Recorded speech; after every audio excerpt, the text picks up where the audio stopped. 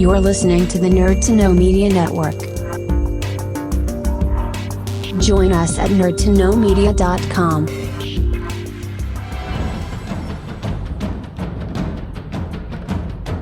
Broadcasting from the Blanchardstown Centre, this is Phoenix FM. This is 92.5 Phoenix FM, community radio for Dublin 15.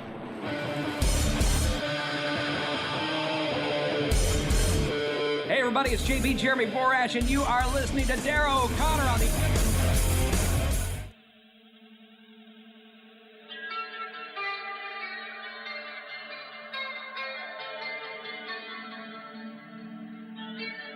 Welcome to the Wrestling Rewind, the only wrestling podcast by fans who don't hate wrestling.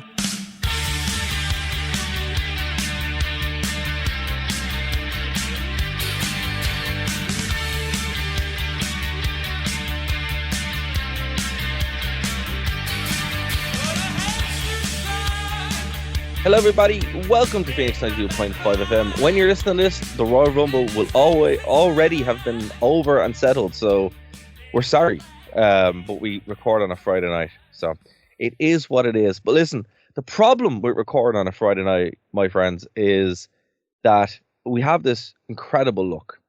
Or not even on a Friday night, whenever we go to record, it happens when we're doing Nerd to Know basis as well. We will have a show, we will do the show, and then news breaks. It's usually, we call it the Wednesday night curse on Nerd to Know basis, where we will do a whole show, it'll be a pretty good show, and then a massive news segment will break, or news story will break. This happened during the week, where I did an impromptu show at Andy the Power Knowles. Check it out on the feed now. And obviously we were covering some sad news around another wrestling death. And then literally within minutes of that show going live, we got one of the biggest news stories of all time.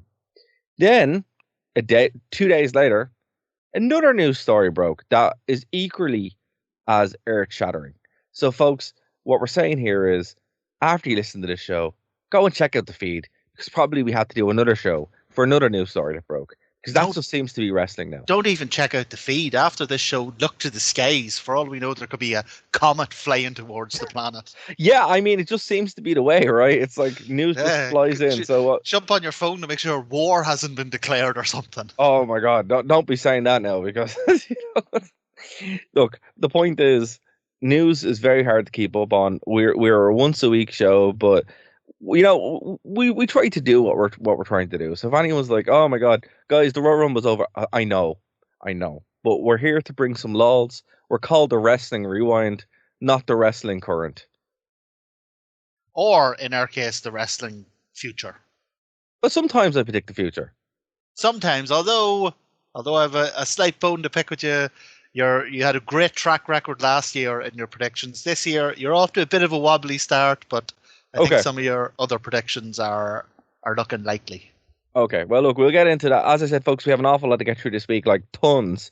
We had a lovely show plan, and then 2 news stories this week, completely. Oh, we were looking forward to a nice wee handy jaunt through TNA, and then a leisurely walk through New Japan, and then we were just going to have a nightcap into the Royal Rumble. It was going to be lovely and easy and sweet.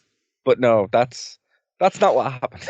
That's not what happened. Vince McMahon and his BDA had to get out. Oh man, there's so much to talk about that, we're not going to start there. Well, I guess we kind of have to start there. But before we do, my name is Darrow O'Connor. Thank you very much for listening to us here on Phoenix 92.5 FM, the WrestlingRewind.com, and the True Penny channel. And of course, we're on Spotify, Apple, iTunes, all that kind of good stuff. Wherever you're getting podcasts, that's where we are. And I'm not alone. I am joined by the one, the only, Mr. 1-0, Martin Herity. Martin, welcome to the show, sir. Oh, great to be back. Thanks very much, Dara. Every week, I'm always slightly surprised that I get the invite back. Well, not only do you get the invite back, but folks, I don't know if you've been on our social media and seen that, hey, it's actively in use again. Martin is the reason for that, because I'm terrible at social media, kind of hate it, and I'm really bad at it. Martin is phenomenal at it, and that's why you're getting content now. Yeah, and you would have been from last week, only it took me a wee while to figure out passwords and the like. But we got there in the end. That's fair. That is totally fair. As bad as it was setting that up, we were trying to sort out in the band. So if anyone doesn't know, I play in a black metal band called Horrenda, and we got a new drummer, and we were trying to like get the drummer on the Dropbox that we use for demos and stuff. And Google did not like him at all, to the point that they just rejected his phone being a thing.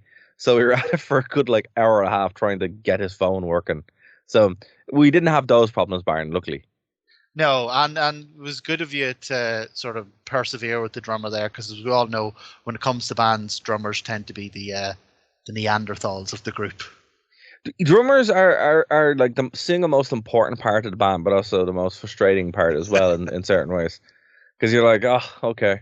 But look, I mean, it's more funny when like you're the IT guy and there's IT problems, but it's because I wasn't directly there. So when I showed up, we fixed it in 5 minutes. But up until that point, it was a big saga, and it's just like, yeah, I'm so glad COVID isn't really a thing anymore, and you can like see people, because if we had to do this in COVID times, that would have been impossible. like physically going over and fixing things sometimes. Trying to explain over Skype to your grandfather how to fix the telly. Oh man, yeah, it's just it's funny. Like even as advanced as we are today, and I'll wrap this up really quickly. Like you still have to have a guy that goes over and like physically does the thing. You know, like even now, like you can't just remote in. Sometimes you actually have to go over and go click. Yeah, it's working. Bye. Yeah. Dara, sometimes you just have to physically touch the thing, and that's definitely been Vince McMahon's philosophy. Wow. Okay, so allegedly. We'd like to preface this episode of the Wrestling Rewind with about 50 preemptive allegedlys. So look, we're on FM radio. There's very few things that we can say here that will not get us kicked off the radio or us in trouble. Okay. So everything we're about to say here is alleged, starred, not things we have made up. They're things that are being reported by everyone, right? You name the source. Like, mad. If we were to read just the complaint that has been made, like the legal complaint that has been made, no swearing or anything like that, just read it verbatim, we would get kicked off the radio. We literally can't. Some of the stuff he has been accused of here is shocking. Yeah, we literally can't. There's twice this week that I heard wrestling being discussed on a mainstream outlet. One for a very, very good reason, and then one for this not so good reason. And it's got to do. So for anyone who doesn't know, Vince McMahon, obviously, we covered it on a show where he had allegedly paid hush money to a bunch of women in 2020, and this broke in 2021. He obviously was forced out and then came back and then sold the company, right? So that's kind of the story so far.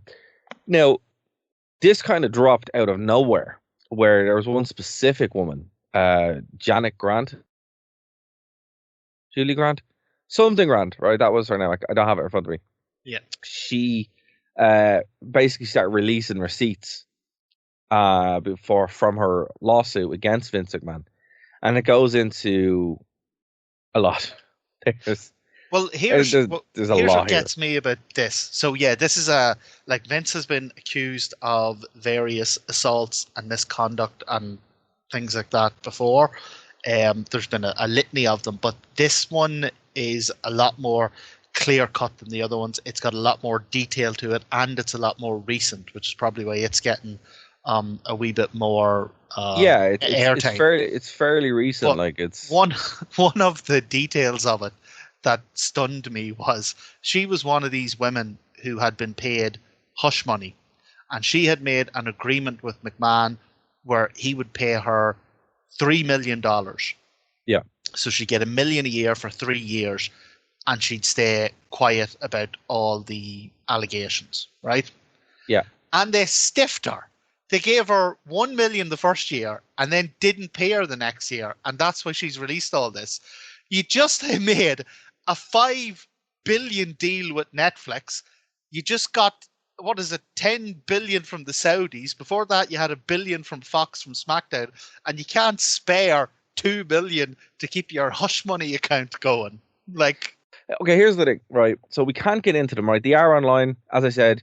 Throw a stone on the internet, and you will just hit all like you name it, everyone's covered it. And I'll tell you what.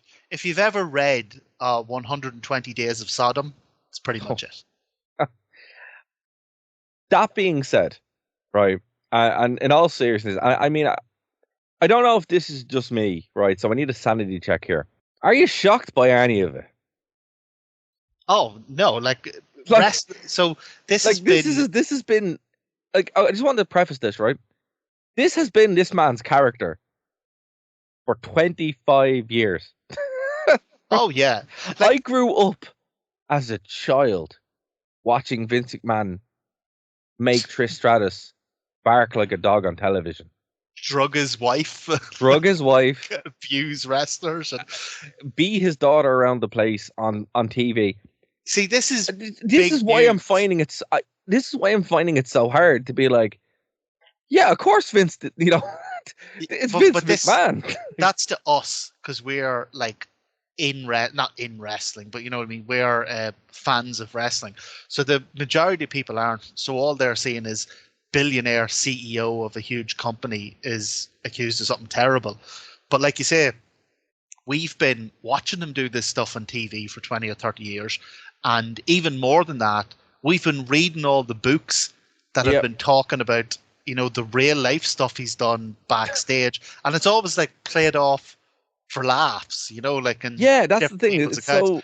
And it's only when you get outside the wrestling bubble into the real world that you realize, oh, actually, this behavior is not normal.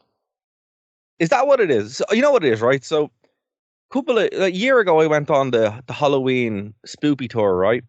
And the lad's wearing white face paint to look like a ghost, right? And everyone's like really scared of him, and I just wasn't. I'm like, that's cool, but you're in a death metal band. This is it. I realized, you're in 3 death metal bands. No, but this is it. I realized, I'm like, oh, most normal people don't dress like that on the regular, you know? Yeah. And I think that's similar here, where I'm like, oh, okay. Oh, so this isn't people's interests aren't run by possibly the shadiest people on the planet. And I mean, that's it. It's like there was nothing in the report, and it's lengthy. It's dude, this is a lengthy report, right? There's nothing in it where I'm like, oh yeah, that doesn't sound like something Vince would do. And at the same time, you're like, wait, hold on.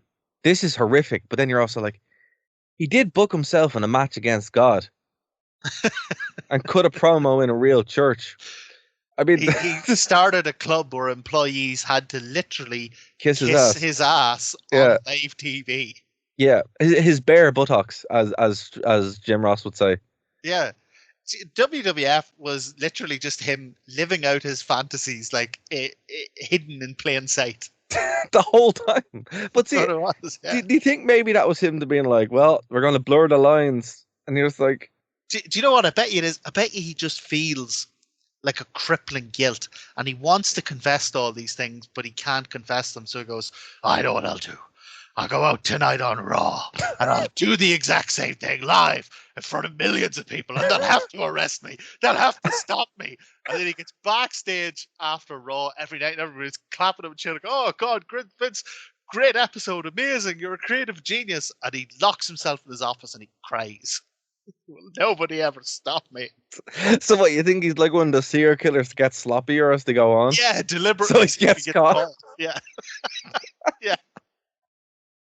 We shouldn't laugh about this, folks, but I mean, like, you guys know, you're obviously wrestling fans listening to this show, and you're like, you guys get it. But I mean, if we had like a normal person and like read this list, they'd probably be horrified. And it is horrific, but it's Vince McMahon. You know, I think that's why it's so difficult to be like, did you not watch the show? Now look, again, allegedly, we're not saying he did anything, but of course, yeah. Watch the show. Like, but there was an angle. There was an angle where he drugged his wife, forced her to watch him make out with another woman, at about a WrestleMania. third of her age. Yeah, about at WrestleMania. That was a storyline. I think one of the For things months. with McMahon is that he weaponizes ridiculousness. Yeah. So people make accusations against him, but it's so hard to tell who Vince McMahon, the CEO, and who Mr. McMahon, the character, is, that Yes. he can kind of brush off like serious accusations by pointing to how ludicrous his character is and going, "Oh no, that's the character." Like, do you remember when the previous round of allegations came out and he kind of disappeared from TV for a while, and then he came back and everyone was going, "Oh man, when he re-emerges into the public eye, he is going to be destroyed. He's going to be torn apart." Like, but evil genius that he is, he reappeared in public for the first time with just the most ridiculous mustache. Yeah. Just the most deliberately ridiculous mustache. And suddenly, everyone had forgotten about all the allegations against him. And all the talk was about this insane pencil, like French detective mustache that he'd grown for some reason. And obviously, like, that was the reason. So that's what people were talking about. I don't know. Like, remember when he was fired from the board in disgrace over allegations, and then he just denied reality. He just tweeted out, "Oh, do you know, at 77, I think it's time for me to retire." Like, no, man, you were fired in disgrace. What are you talking about? No, you know what? Okay, that's him, right? But we're also to blame too, because when he showed up on SmackDown, he was treated with a hero's welcome. Oh, big thank you, Vince chance. After the allegations came out, it's like, why? I don't know. I see. I really don't know, because on the one hand, morally, you're like, this is wrong, but then it's Vince McMahon, and you're like, you know, yeah, he's such a ludicrous character that it's hard to. You're just so used to it, you know. You're just like, sure, look, it's Vince McMahon, you know, this is what he does. But then you're like, wait, no, this is real. This is, you know, it's so bizarre where you're like, I mean, this is the problem with Tony Khan, right? Tony Khan does something, you're like, oh my God, you know, because he's a real person. But with Vince, you're like, where's the line? He's an evil supervillain. Like, what? That's it. What do you expect? Exactly. Like, it's like, this is why you wanted Austin to beat him, because he's a monster. Yeah. So when he's in real. And I mean, there is a case to be made for not letting someone like Vince McMahon like run companies, but the only company that he could run would be wrestling, because wrestling is so weird. It's like if someone said, "Oh my God, Krang from Turtles, Krang has, you know, committed a terrible atrocity and is attempting to take over the world," you'd be like, "Yeah, of course. That's what he does. What do you expect? That's Krang." But if someone went up to you and said, "Oh my God, Woody from Toy Story has just slaughtered 40 people and hijacked a bus," you'd be like, "What? What the hell?" Exactly. I think that's what it is. It's like, you wouldn't expect like a CEO of Walmart to, you know, to do this. You'd be like, oh my God, blah, blah, blah. But with Vince McMahon, you're like, did you not watch the show? Yeah. So this is why when Tony Khan makes a jokey tweet, half of the internet goes into meltdown. But when Vince McMahon has another round of incredibly serious allegations made against him, people just brush it off as, oh, kooky Vince being Vince. But yeah, I mean, that is a serious problem. I think. But it's genius, isn't it? I know, but like, that's what I'm saying to you. When it happened and I'm reading it, I'm like, I just can't say, but I'm like, did you not watch the show? Like, it's just, I'd that love should to see not him. be the reaction. I'd love to see him on trial. I bet you. Oh, it'd be the wildest thing in the world. I bet you he'd demand to sit in the judge's seat. He did that. Only I get to bang the hammer, pal. He did that. That was also on the show. Oh yeah, he's like, do you know the way people think The Simpsons predict stuff that happens in real life? Yeah, Vince does stuff on the show that he intends to do in his actual life. I have no doubt that when it comes to the end and he does finally kick the bucket, he intends to fight God. Well, he tried to. He booked a match. Yeah, exactly. It's just a rubber match. That's not my God. But the weird thing is that now the other news, that feels like it came out about 6 months ago, and it only happened at the start of the week. WWE has announced that its new TV deal isn't a TV deal. No. Its rights fees will now go to Netflix for $5 billion. Massive. And you know what? I did honestly believe this would happen. I did think it would go to Amazon. Netflix makes more sense because it's in more homes. I mean, I read a stupid comment on the internet. Folks, again, don't go on Twitter. What? It's a bad idea. A I know, stupid right? comment on the internet. I know. But wait till you hear it. It's a wonderful one. Because I did write it down specifically because it is so stupid. Well, this will not work because Netflix, because everyone doesn't have Netflix. I mean, oh, sure thing, pal. I was like, okay, despite the fact that more people have Netflix than the USA Network and Sky combined, but you know what? Go, good job, well done. So this is a huge deal. Like it is. No, I mean to put this into perspective, right? Like, it's not just the rights for Raw; it's the rights for everything. It's basically moving the WWE Network from to and that's actually not that big of a migration. Just to go on a tangent, some people might think, oh, they have to build a whole new app. They don't really. All the WWE stuff is on an AWS server. All they have to do is connect that AWS server to another server. Not have a lot of trouble with this though. Yeah, but Peacock didn't buy the rights for everything. They bought the rights specifically to broadcast some things. Yes. WWE Netflix effectively bought WWE's archive or rented it for like 10 just so people know, what's happening is in the US, Netflix have bought Raw, but they've basically stated that their intent is that as SmackDown and NXT, as their rights deals come to an end, they will acquire those as well. And internationally, outside of the US, they've bought everything. Yeah, so back catalog, the pay-per-views, SmackDown, Raw, NXT, everything. So at the end of 2024, the network is finishing, and it's migrating fully over to Netflix. Yeah. So I mean, look, I'm sad to see the WWE Network go. I mean, we use it pretty much weekly, but you know what's great? Netflix now. We just need to pay for Netflix. Grand. It's such a massive deal. There's so many implications to it. We won't, but we could do a whole show on it alone. I mean, like, there's implications for WWE. There's implications for fans in terms of how they're going to be charged for things. There's implications for Netflix. Like, this has cost them a lot of money. They've announced that they're probably going to put prices up. They haven't said it's directly as a result of this, but you would imagine.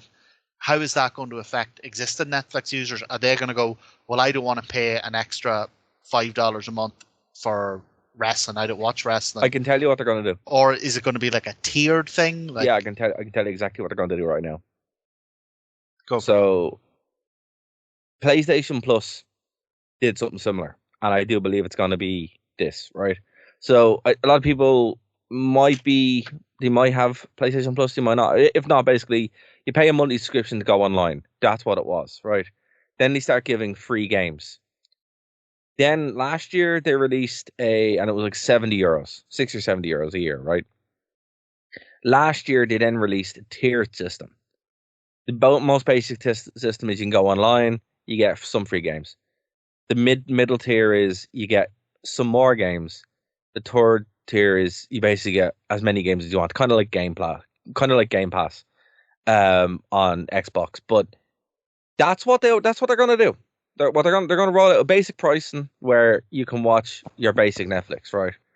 Then what they do is they'll roll in probably Netflix Plus or something, where it allows you to live stream or something, and then they'll have everything, and then that will be your WWE. They'll probably buy something else, and they'll roll it. WWE one might even be tiered. You might get your weekly shows, and then it might be another tier for your pay-per-views and your back catalog. And I think that's what the middle tier will be. I don't think they'll tear it out that much because that won't scale. Like you want mass adoption here, right? And this is me getting in my horrible business thing, but you want it to scale, right? So you want to kind of bring in new audience. So you want to have it there to such an extent that you'll probably have your Raw, your SmackDown, your NXT, and the pay-per-views running like normal on the middle tier, where you're flicking through. Oh, what's this? I haven't watched Raw in a while. Bang, it's on. All the archive stuff. That's what will be locked in the higher tier. The plan here is as much to bring in kind of lapsed fans as much as new fans. Yeah, that's exactly what it is. So, God, I haven't watched wrestling in years, but now that it's literally at my fingertips, at my convenience on the app that I always use anyway, because the amount of people I know, particularly in America, and Dave Stevens will talk about this, who just flick on Raw or a pay-per-view now because it's on Peacock's huge. I wouldn't be shocked, man. The reason that Netflix did this is because of how successful Peacock has been as a result of the WWE content. Yeah. It wouldn't shock me. It really would not shock me. But again, to put this into even more perspective, Star Wars was bought for $4 billion. Wow. WWE is worth the rights to WWE for 10 years is more valuable than Star Wars was. Yeah, Star Wars was bought outright. This is only for 10 years. Like it's like the company is solid forever. Like, oh yeah, nothing will affect the actual. No. Like there'll be scandals, there'll be different people fired and hired, and more information will come out about what McMahon was up to, etc.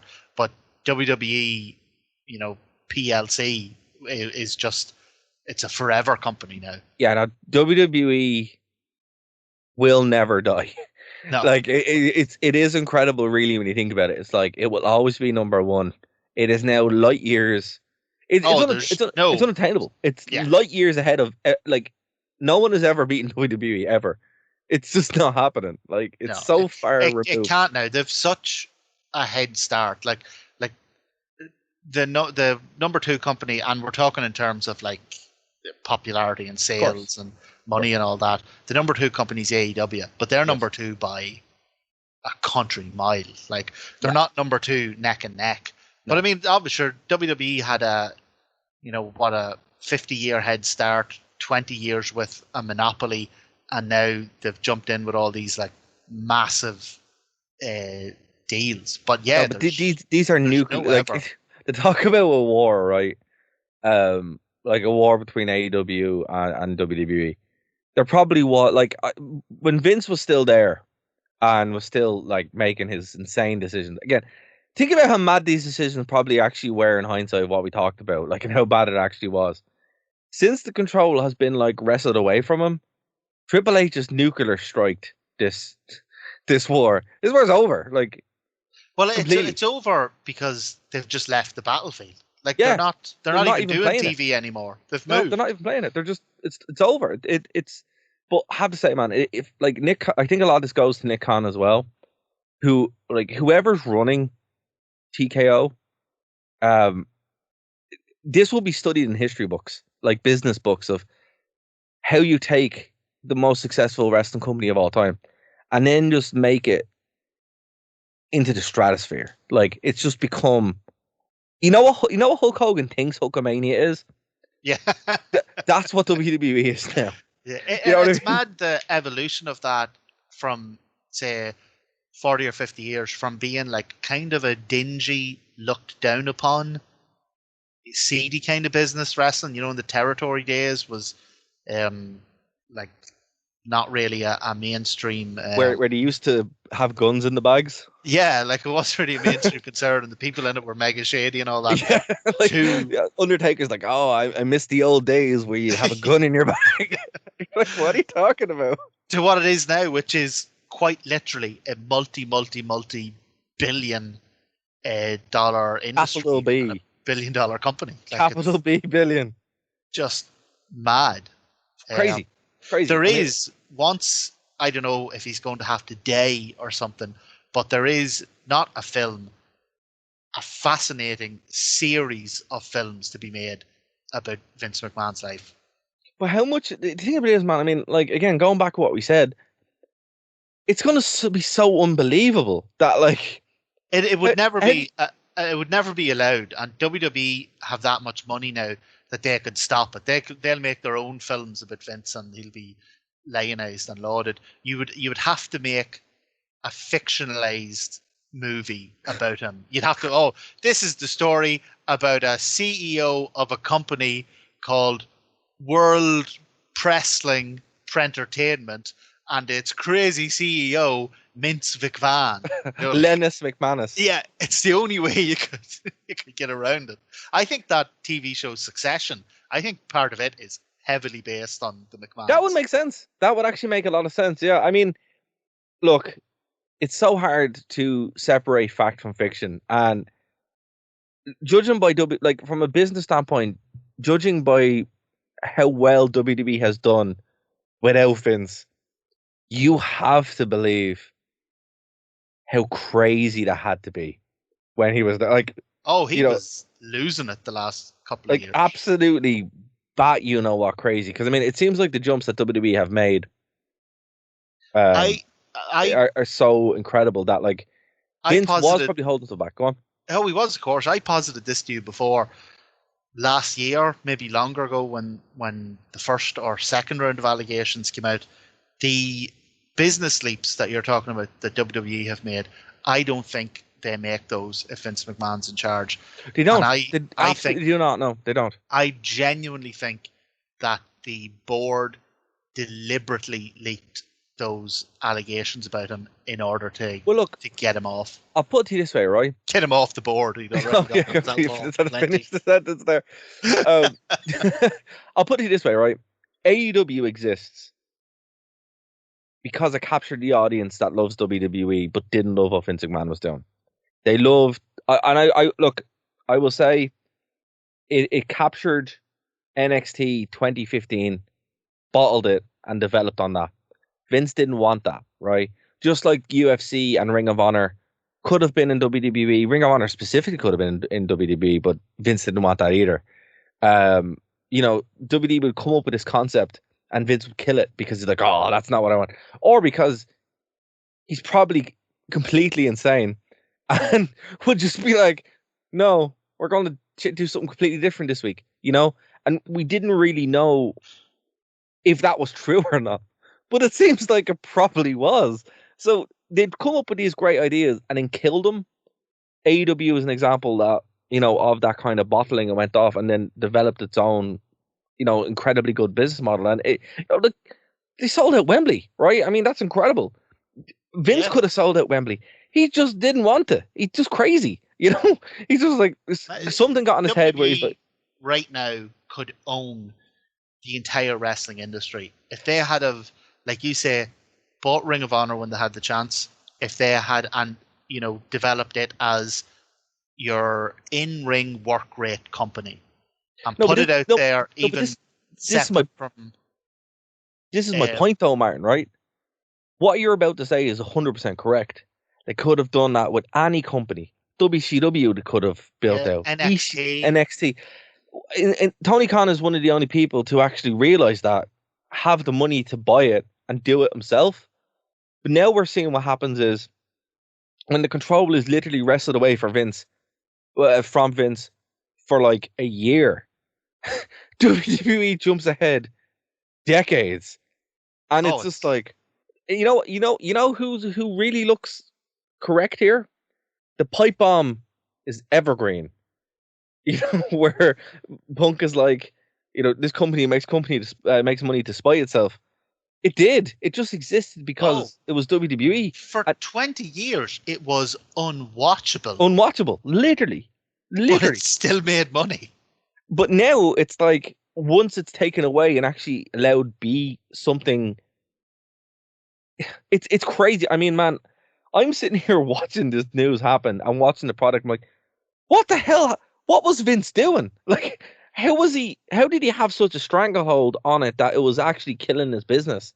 And the minute they take it away and there's a time to break, it just jumps ahead and these deals are made. Like, it's incredible. It was Incredible. mad that for years the norm was that like a running order for, say, Raw would be decided, that they'd make their plans for who's going to wrestle and what the storylines are going to be and what the promos are going to be, blah, blah, blah. And then they would get to Monday, like perfectly normal, that 45 minutes before going live on air for a 3-hour live broadcast, Vince would be tearing up the script and rewriting it and telling people on the fly to go out and do something different.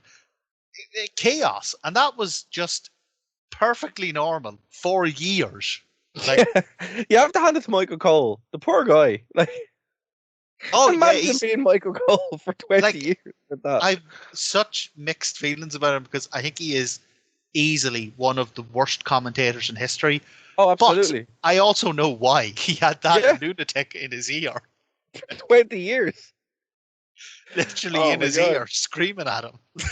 Like, you're live. Imagine the pressure of being live on TV, right? And the pressure of being live on TV and having to commentate, always have something to say, never be lost for words, and always be accurate and right in what you say, and be pushing whatever the next segment is coming up. Like, that is enough. Like, that's difficult enough. But imagine having to do that, except in one ear, your boss, who is a raving lunatic, is screaming at you for 3 hours. Like I say, Vince's life is not a movie, it's 10 movies, and each one could focus on a different time period or a different aspect of it. That's exactly it, yeah. I mean, it's like in Ireland when someone's like a raving alcoholic and they get mad drunk and they like attack people and grope women and start fights and smash up bars, and people go, "Oh God, he's a character, all right." He's a character. Literally, that's what that's like. He's like, some character. No, he's a dangerous character. Oh, he's a choir. Like, oh, Vince. He's at it again. Oh, there he goes. There he goes. I wouldn't say that, missus, if I were you. That's just my 2 cents. Oh, man. That Mr. McMahon, he's a bit of a character. I'd keep that office door open if I were you. Oh, God. It's so wild. But, like, I don't know. I mean... Come here. Setting the... So that's all the business stuff aside. No, hold on. No, we're not done with the business stuff yet. We're not done, because there is one more caveat, right? The Rock now owns The Rock. Oh my God! See how mental this has been. I completely forgot about that. Can you believe we live in a world where the WWE parted with intellectual property willingly? The Rock. And The Rock is now. We've transcended now into an Attitude Era storyline where a main wrestler is on the board, and it's not Stone Cold Steve Austin, it's The Rock. The Rock is The Rock. The Rock is The Rock. Owns The Rock. The Rock owns himself as an intellectual property concept. You know what it's like? It's like that. You ever seen that tree that was on this old rich fella's land, and he wanted to, after he died, he left in his will, he didn't want to leave his land or his money or anything like that. He either had no kids or he had terrible kids or something, but he basically left everything to the tree. And the tree got, I can't remember which country it was in, but the tree got legal rights to the point where the tree owned itself, so nothing could be done with it. That's The Rock. The Rock now owns The Rock. But like, now he can just be The Rock. He just is. Dwayne Johnson is gone. There is no Dwayne Johnson anymore. He's gone. He's just The Rock. But Dara, we were talking about your sort of predictions for the year ahead, and you made a really bold one, and you made an impassioned argument for it. But I was still fairly skeptical about it, about The Rock winning at WrestleMania. But now, like, in terms of having The Rock walking around with his belt, promoting all his new films, promoting this, TKO, Endeavor, Netflix deal. Man, I'm leaning more and more towards your idea. It sounds possible. Well, all I know is People's Champion, right, is now on the board. I was watching them. They opened up Times Square, like the stock exchange, not Times Square, the stock exchange, and they were on like NBC, Bloomberg, and on NBC as well. Imagine what it's going to be like when The Rock walks out after WrestleMania with that belt on NBC, on Bloomberg, talking about how they made $1 gajillion at WrestleMania. It's a bit just like makes sense. It's a bit like when Trump won the U.S. presidency. People were like, "Is this even real?" This is what I'm saying. We have this real life? transcended into the Attitude Era storyline now. So that's obviously huge for The Rock himself. It has all sorts of implications for it's so funny. Dwayne Johnson is dead. It's Dwayne Johnson. The Rock. Gone. He's just The Rock now. He's just The Rock now. It has implications for XFL. XFL has been rolled into this deal. That's true. The XFL is making a comeback. They've merged with I think there was two minor. So they're not the NFL, but there was two smaller American. Sorry. I was watching TNA this week. They mentioned WWE on TNA. That has never happened before. So they have they have never name dropped WWE before. So they have not a deal with WWE, but they have a streaming deal with Endeavor. Is that what it is? Yeah, but they have never done that before. That's never a thing they've done. They have made silly little jabs and Michael Hickenbottom at the Alamo.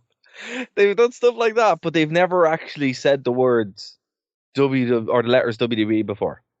And they did when Nick Nemeth came out. So, that's right. Yeah, that's weird. Really cool that's very weird. That's so come here. Just one more thing about this. So we talked a lot about the business side, but in terms of creative, so Raw moving to Netflix, yes, doesn't need so one of the main reasons Raw was 3 hours was because they could sell advertising for 3 hours, and it didn't matter that everyone told them the show was bloated and unwatchable and blah blah blah.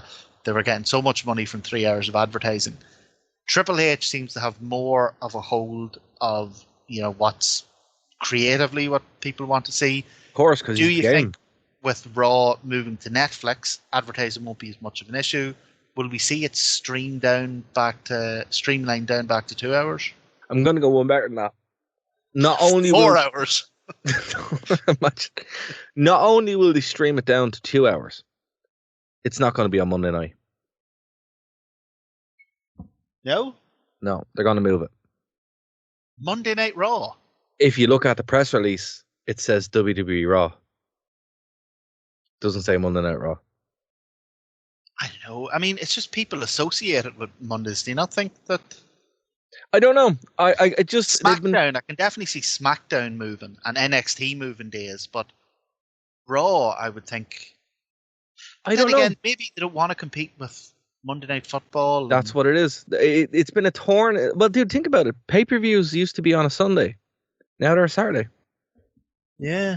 For the longest time, WWE's main competitor. Again, this is Vince McMahon. He just, did not want to move. But it's football has been a huge problem. Like obviously in Ireland, like this isn't a thing for us. But in the US, Monday Night Football, that's an institution. WWE just could not compete with it. The numbers would drop, and it seems like that'd be class if they were like, if Dave Meltzer was tweeting, lads, Raw's probably going to take a hit in the ratings tonight. It's Leitrim versus Carlo in the Ireland semi-final. Look, if Netflix gets big enough, Netflix is huge in Ireland. It's like probably in more homes than Sky, and that could happen, maybe. So you think they're going to move around days, mess around? I can definitely see that. I mean, it just judging it gives them something that WWE have never had before: the ability to change and the willingness to change and the opportunity to change.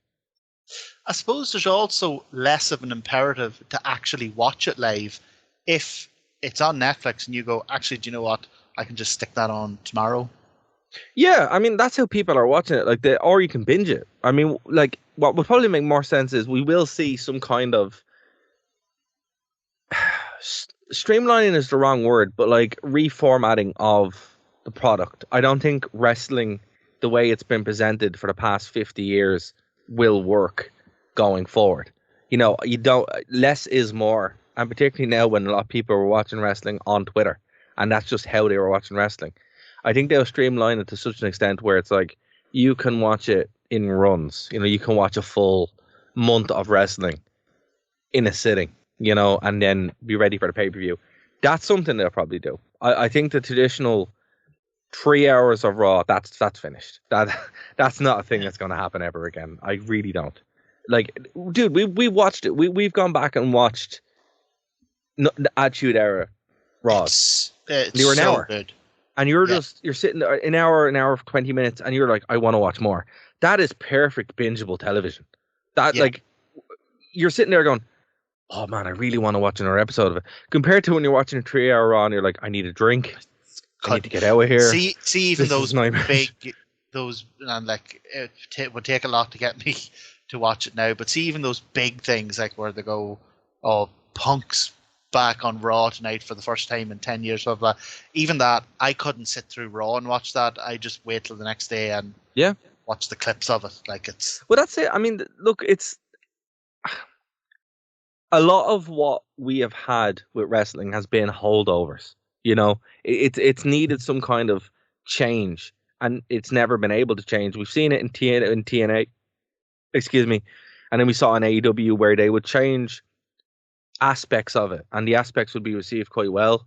You see NXT where they'd really change it up, and it'd be like, okay, this feels more what it should be like. Lucha Underground was like a big kind of tester as well, when it's like, whoa, okay, I didn't think wrestling could be portrayed this way. Now it's like, okay, they're given an opportunity to move it directly from classic cable television where, you know, okay, so anyone who doesn't know, in Ireland and the UK, we get ads every half an hour. In the US, ads are like every, 5 minutes? It's so incredibly annoying. If you're not used to it, it's incredibly annoying, and it is very... mental. I remember when I was in Chicago, no, not Chicago, I was in Detroit a couple of years ago, and I was really looking forward to watching Dynamite, like live, not even live at the show, just on telly at a normal reasonable time, and really looking forward to that. And I could not. What the ads breaking the whole thing up every 7 or 8 minutes, it just makes it, particularly for me, who normally watches it on Fight TV app with no ads. Like, so not even like the normal ads we have here every half hour, no ads on Fight TV. My God, it was unwatchable. Yeah, and that's the thing. It's been tied to the way television worked in the US for years. Now it's like, okay, we don't need to do it that way, and it gives them it gives them a lot more time back. Because I mean, you remove ads, that's a half an hour of the show. Like, do you remember when for a while they were trying to work out how to deal with ads? So every match became a 2 out of 3 falls match. Do you remember that a couple of years ago? Yeah. So you'd have your first fall, and then they would cut to an ad, and the second fall would happen during the ad, and then when they came back, it'd be the third fall. So it'd be like you'd been watching one, just bizarre. Or even worse, where they would just stop during the ads and come back. During COVID. Yeah, they just stop and just hang out, and you're like, oh man, you know, I remember that during COVID. So they would stop for the ads, but like streaming apps like Fight TV, and that obviously Fight TV doesn't have WWE, but whatever the streaming apps that have WWE would keep running during the ads. Yeah, but the wrestlers would just stop fighting, just stand in the ring looking at each other. It's like when you walk away from an NPC in a game and it just starts T-posing. Again, though, look, this is it's the most interesting time really to be a wrestling fan, because we're seeing this perennial shift. This is kind of similar to, you know, what you said earlier on, where like wrestling went from being a dingy backwater kind of thing, where, you know, there was some really shady characters there, where we went through a glamorization with shady characters and a bad infrastructure, to now it's like, whoa, okay, it's now super modern, super corporate, but like slick in the way it's actually like presenting itself and behaving. But then also an infrastructure that like has to adapt. I mean, getting people to sit there for 3 hours is difficult. Getting people to sit there for 20 minutes is difficult now with like the attention spans. It has to change. I mean, you're not going to sit there and watch long form content for that long. So I would be surprised. And look, call me crazy, call me whatever, but I would not be shocked, Martin, if we get Raw 1 hour on a different day. Yeah. That wouldn't shock me at all. Now, I do think it'll be 2 hours, but but like you say, it could drop it down. Raw, when it was 2 hours, wasn't really 2 hours, because when you took out the ads, it was an hour 20, an hour, an hour even 30. less, about an hour 15. So it's it's definitely possible that this will have, like you say, apart from the business side, that this will have a lot of creative changes to the actual on-screen product. Maybe Netflix has it's starting to do those interactive movies. Like maybe you see more audience interaction. Hell, maybe we get the long-awaited return of what we've all wanted, of Cyber Sunday and Taboo Tuesday. Yes. Oh my God, I love it. Netflix Tuesday. Yeah, in real time. Like, all right, everybody, coming up on your screen now is the option. Pick which one do you want. A street fight, a no DQ match, or a hardcore match. Oh my God, yeah. A ladder match, a step ladder match. A super ladder match. Or two single ladders leaned together match. Oh, all right. But so this is bad because all this happened, but at the same time, TNA returned. TNA and New Japan put on big successful pay-per-views in North America. Nick Nemeth came out of nowhere to suddenly, after years of Dolph Ziggler was a byword for irrelevancy, Nick Nemeth suddenly pops up in New Japan. He's attacking the champion. He leaps up in TNA. He's ripping off he's attacking the world champion in TNA and ripping off his t-shirt to show a TNA t-shirt. Nick Nemeth's all over the place now. It's been a mental 2 weeks. It's been crazy. I mean, we're still in January, and the wrestling landscape has completely changed. TNA is on fire. It's great to see. I mean, I never thought that I would be sitting here covering TNA in any capacity again, with any kind of joy in my life in 2024, because I never thought TNA would be back. It was a bygone age, and it was the halcyon days, and you're sitting here going, not only are TNA back, but they're firing on all cylinders.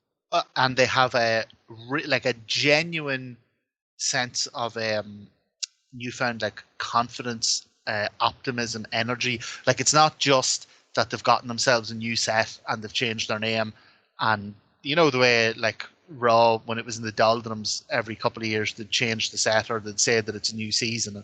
Get a new Nickelback team. Yeah, it didn't really mean anything. This genuinely seems like a company that is back, that is on the up. Hard to Kill, sold out, was excellent.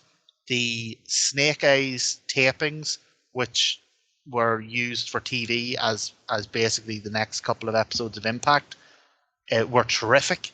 You had Will Ospreay in the main event of the last one, putting on a sensational match. They really do seem like a company that's coming back. One thing I noticed during the episode of Impact they had was that they've now got a couple more events, so they're not pay-per-views. Do you remember we thought Snake Eyes was going to be a pay-per-view? Yes. And it turned out to be a taping. This seems to be the new thing now. So what they're doing is they're branding them. They've got one that's Bash at the Bayou and, calling them something else. So rather than bringing people into one set place every however long and making them sit through however many hours of tapings, they're moving it around the country now. and they're branding it live as kind of like a pay-per-view, but then it's filmed and broken up into TV show episodes for broadcast. I think that's genius. It makes way more sense. And we have breaking news as we're about to go off the air on the the radio here. Slim Jim has pulled out of their sponsorship with WWE's Royal Rumble. Shut her down. It's over. The whole thing's collapsed. Here. Quit the podcast. What'll we become instead? Will we become a Rick and Morty podcast instead? Or we can't. They're also cancelled. Oh, for God's sake. But no, and apparently Brock Lesnar has also been pulled from the Rumble. So, what was he pulled for? Allegedly, that's who they're talking about in the allegations. Oh. Yeah, but that's allegedly. We don't know, but it is the name being thrown around. So he has been pulled from the Rumble as well. Folks, we're going to have to leave it there. Quick, we're going to have to leave it there. Just before we go off the air, very quickly, I had a wee scoopsy for you. Go on. May or may not be true, but one of your predictions last week was that we would see at least one person from TNA in the Royal Rumble. Yes.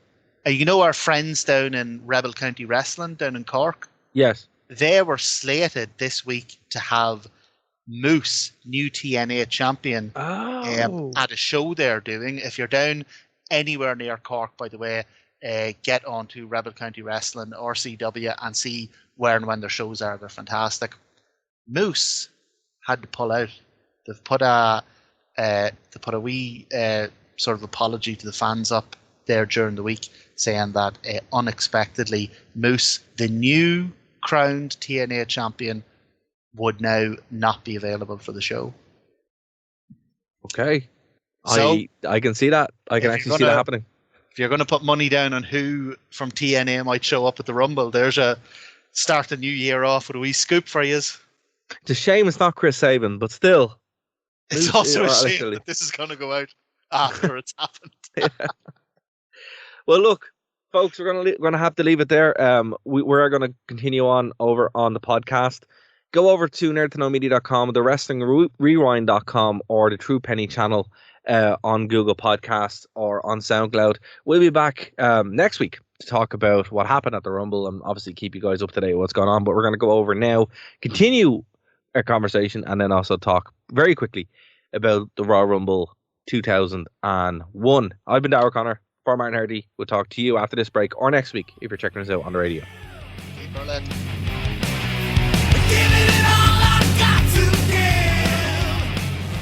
You have nothing else to do on a Saturday? Do you like nerd things? Now check out Nerd to Know Basis here on Phoenix 92.5 FM, 5 p.m. to 6 p.m. And then head over to nerdtoknowmedia.com for all of our shows as part of the Nerd to Know Media radio network. Thank you for listening to a Nerd to Know Media production.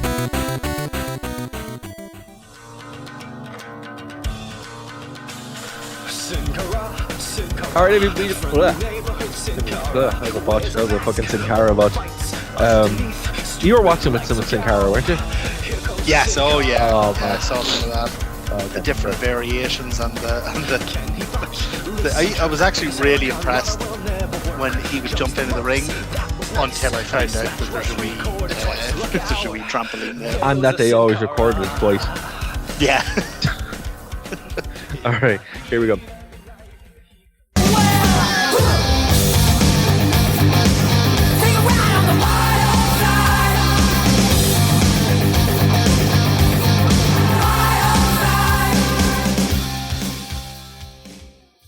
Alright folks, welcome back to the Wrestling Rewind here on thewrestlingrewind.com, the True Penny channel, and of course nerdtoknowmedia.com. My name is Darragh O'Connor, joined with Martin Harty. And Martin, I think you might be right. I'm looking forward to the Rumble. Gonna put you on the spot though. Who do you think's winning? Is it Cody or is it Punk? Right. Before I get into that, before we went in the air there, just as we finished the radio show and as we started into the podcast, we had some breaking news about Brock Lesnar. And ever since you said it, I've had a terrible image in my mind that I can't get out of it. So we're off the radio so we can use a wee bit more choice language. One of the issues in the Vince McMahon allegations referred to defecation on a person. And if Brock Lesnar is, again, allegedly, possibly one of the people involved in that. That's a giant of a man. Can you imagine the load he would dump on you? So, Just enormous. So to clear this up, what they're saying, Brock Lesnar. Look, okay. So in the report, in the allegations, it's named that there's a former UFC fighter, unnamed UFC fighter, who they were trying to re-sign to a big deal at the time, right? So they believe that's Brock Lesnar. Tank Abbott.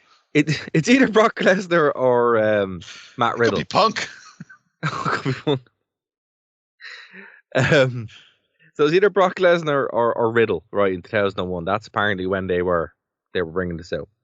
Now, what I find more funny is, not funny, haha, more like funny what the fuck, right, is that, like, apparently Vince would dress up as his talent and would name sex toys after them.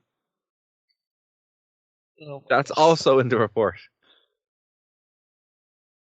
Oh my god! So the vision I have is that he, would come in and into Brock Lesnar's music. Here comes the pain. Here comes the pain. And we shouldn't laugh, but it's so bizarre and weird that, like, I can see this on WWE television. Like, that's the problem. It's like I can see him doing this on the TV. It's just the references to defecation made me think of the stories of Andre the Giant. Just remember how like when he was touring, he'd be staying in hotels and he was so huge that he couldn't use the toilet. Like he had to go in the bath. Oh my god. I was just thinking Brock Lesnar's a big guy, you know. But anyway, sorry, not to put anyone off there. No, but apparently I don't think it was Brock that was doing that. Apparently the images that were made were shared with him. Oh yeah, and I wasn't alleging that it was, bro. I was just saying that that's the image I got in my mind. Oh man, no, there's so many images when you're reading through it and you're just like, what the actual fuck is this? You know, it's a real horror show. It really is. It's horrific. I know, it might sound like we're making light of it and we're not, but it's just so bizarre. I don't really know how to process it. You know what I mean? Anyway, the Rumble. Yes. Well, we'll talk about the Rumble first because, as we all know, the real show, the main event this Saturday, is FTR versus House of Black in a steel cage on Collision. It's not, buddy. Not even joking. I will be watching that first, and then I'll watch the Rumble afterwards. No, that's fair. I cannot wait for that. The main event of this week is CM Punk. So, is that your pick for the win? I don't know. I mean, look, I think the only... Well, look, there's two things that have kind of, like, changed this a little bit, maybe. Obviously, what just happened with Vince McMahon and the fallout with Brock Lesnar is one. So and the other is Seth Rollins is injured. So compared to how he was champion anyway, so yeah, but compared to how injured he is, that might throw up certain things. Yeah, who challenges him. Who challenges him, yeah. Or who, like, just say he does lose the belt. Who gets the belt and then who's the challenger? So, I mean, there are two things that could alter who's winning. But there's also the case that for the first time in a long time, like maybe 20 years, like literally maybe since 2001, which is funny, which is why I picked the 2001 Rumble to talk about. Everyone in the Rumble has an equal claim to it, has an equal reason to actually want to win it. There's no one, like, the big names in the Rumble could all win it, and it would be like, yeah, that's a WrestleMania main event. It's not like, Funaki's coming out and winning the Rumble. It's you have Drew Galloway, or Drew Galloway, is that his name? Drew McIntyre. Drew Galloway was his TNA name, sorry. Drew McIntyre has a claim to it. Cody has a claim to it. Punk has a claim to it. You can have Roman Reigns coming out if he really wants to. Brock Lesnar had a claim to it. Gunther has a claim to it.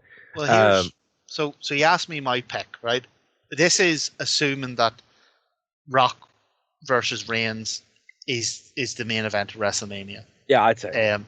which again we don't know his reference to head of the table. Was that to do with this TKO deal or whatever? But let's assume the main event of WrestleMania is Rock versus Reigns. That means it can't really be Cody who wins, because him going for Seth's toy title isn't finishing the story. I don't think it's Punk who wins, because I think they're trying to, like, he's a legend and all that, but he has been there since November and has not had a single match. And I don't think you risk the main event on someone who's untested, not untested, but like hasn't wrestled on TV yet and who is prone to injury. If I was genuinely going to put money on a winner, I think it's Gunther.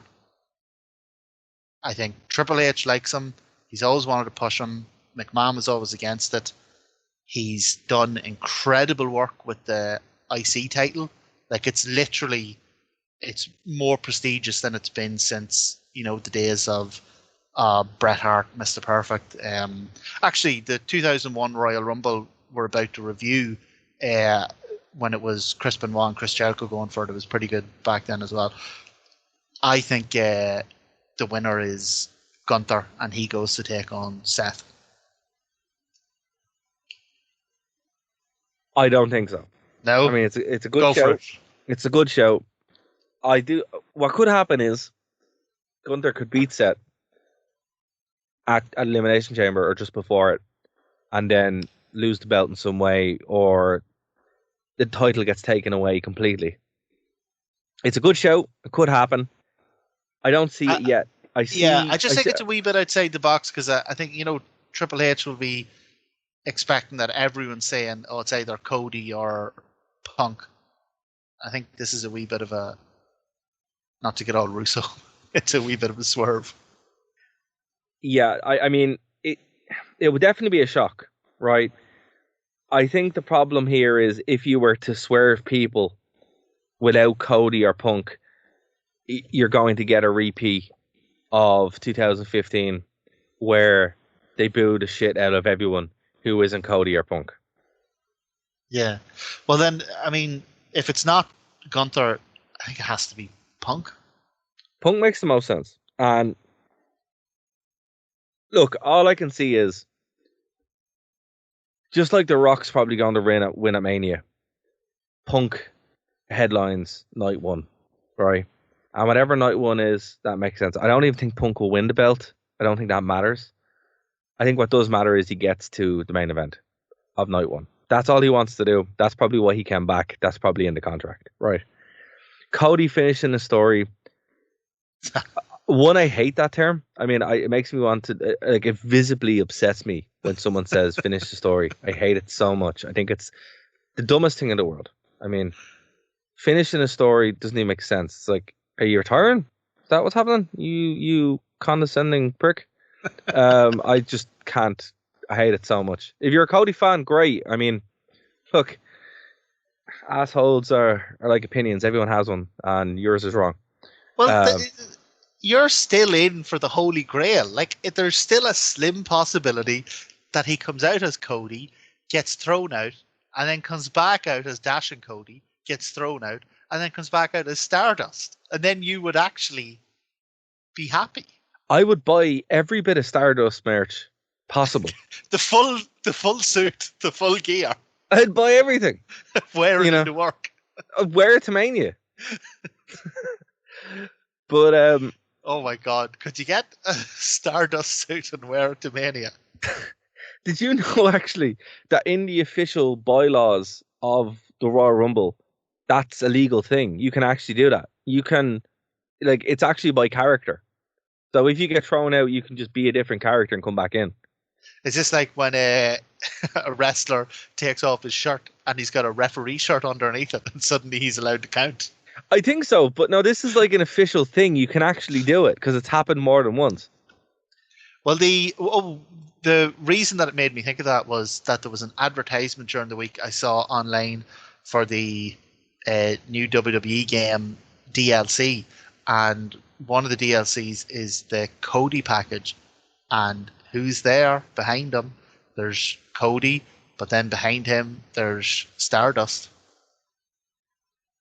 So they've rendered him for the he's there. He's in the special edition, but I don't know. I mean, I just don't buy Cody as anything other than a mid-carder. And Punk's segment with him this week where he's like, "Oh, you're a bona fide main eventer." I'm like, he's not though. I mean, he's not though. I can't. When your main thing is like, there's a great clip from SmackDown vs. Raw 2007 where it's like, I'm Cody Rhodes and Dusty Rhodes is my father. That's not a character. But that's been his character since 2007, and it's like, man, people were online talking about that Punk Cody promo on Raw like it was the promo of the decade. Like, it was this earth-shattering thing.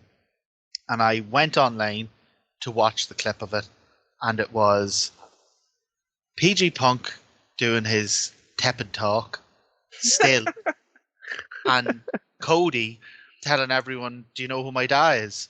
Yeah. For the second year in a row. Like, and again, I really, because I have huge nostalgia for the Royal Rumble. The Royal Rumble is what got me into wrestling. I found me cousin's VHS tape of the 1990 Royal Rumble, and I put it on, and the Ultimate Warrior came on screen shouting absolute gibberish, and I sat there as a 6-year-old going, "Oh yeah, this is for me. This is my thing for life now." So I have huge affection for the Royal Rumble. I will watch the Royal Rumble after Collision. I think it's one of the greatest gimmicks ever. So I don't want to sound like I'm pissing on people's chips here or just trying to, be a dickhead about it. But I did not see what people were talking about in that promo. Like, am I missing it? Or No. Like, I mean, the problem is it's Cody Rhodes, right?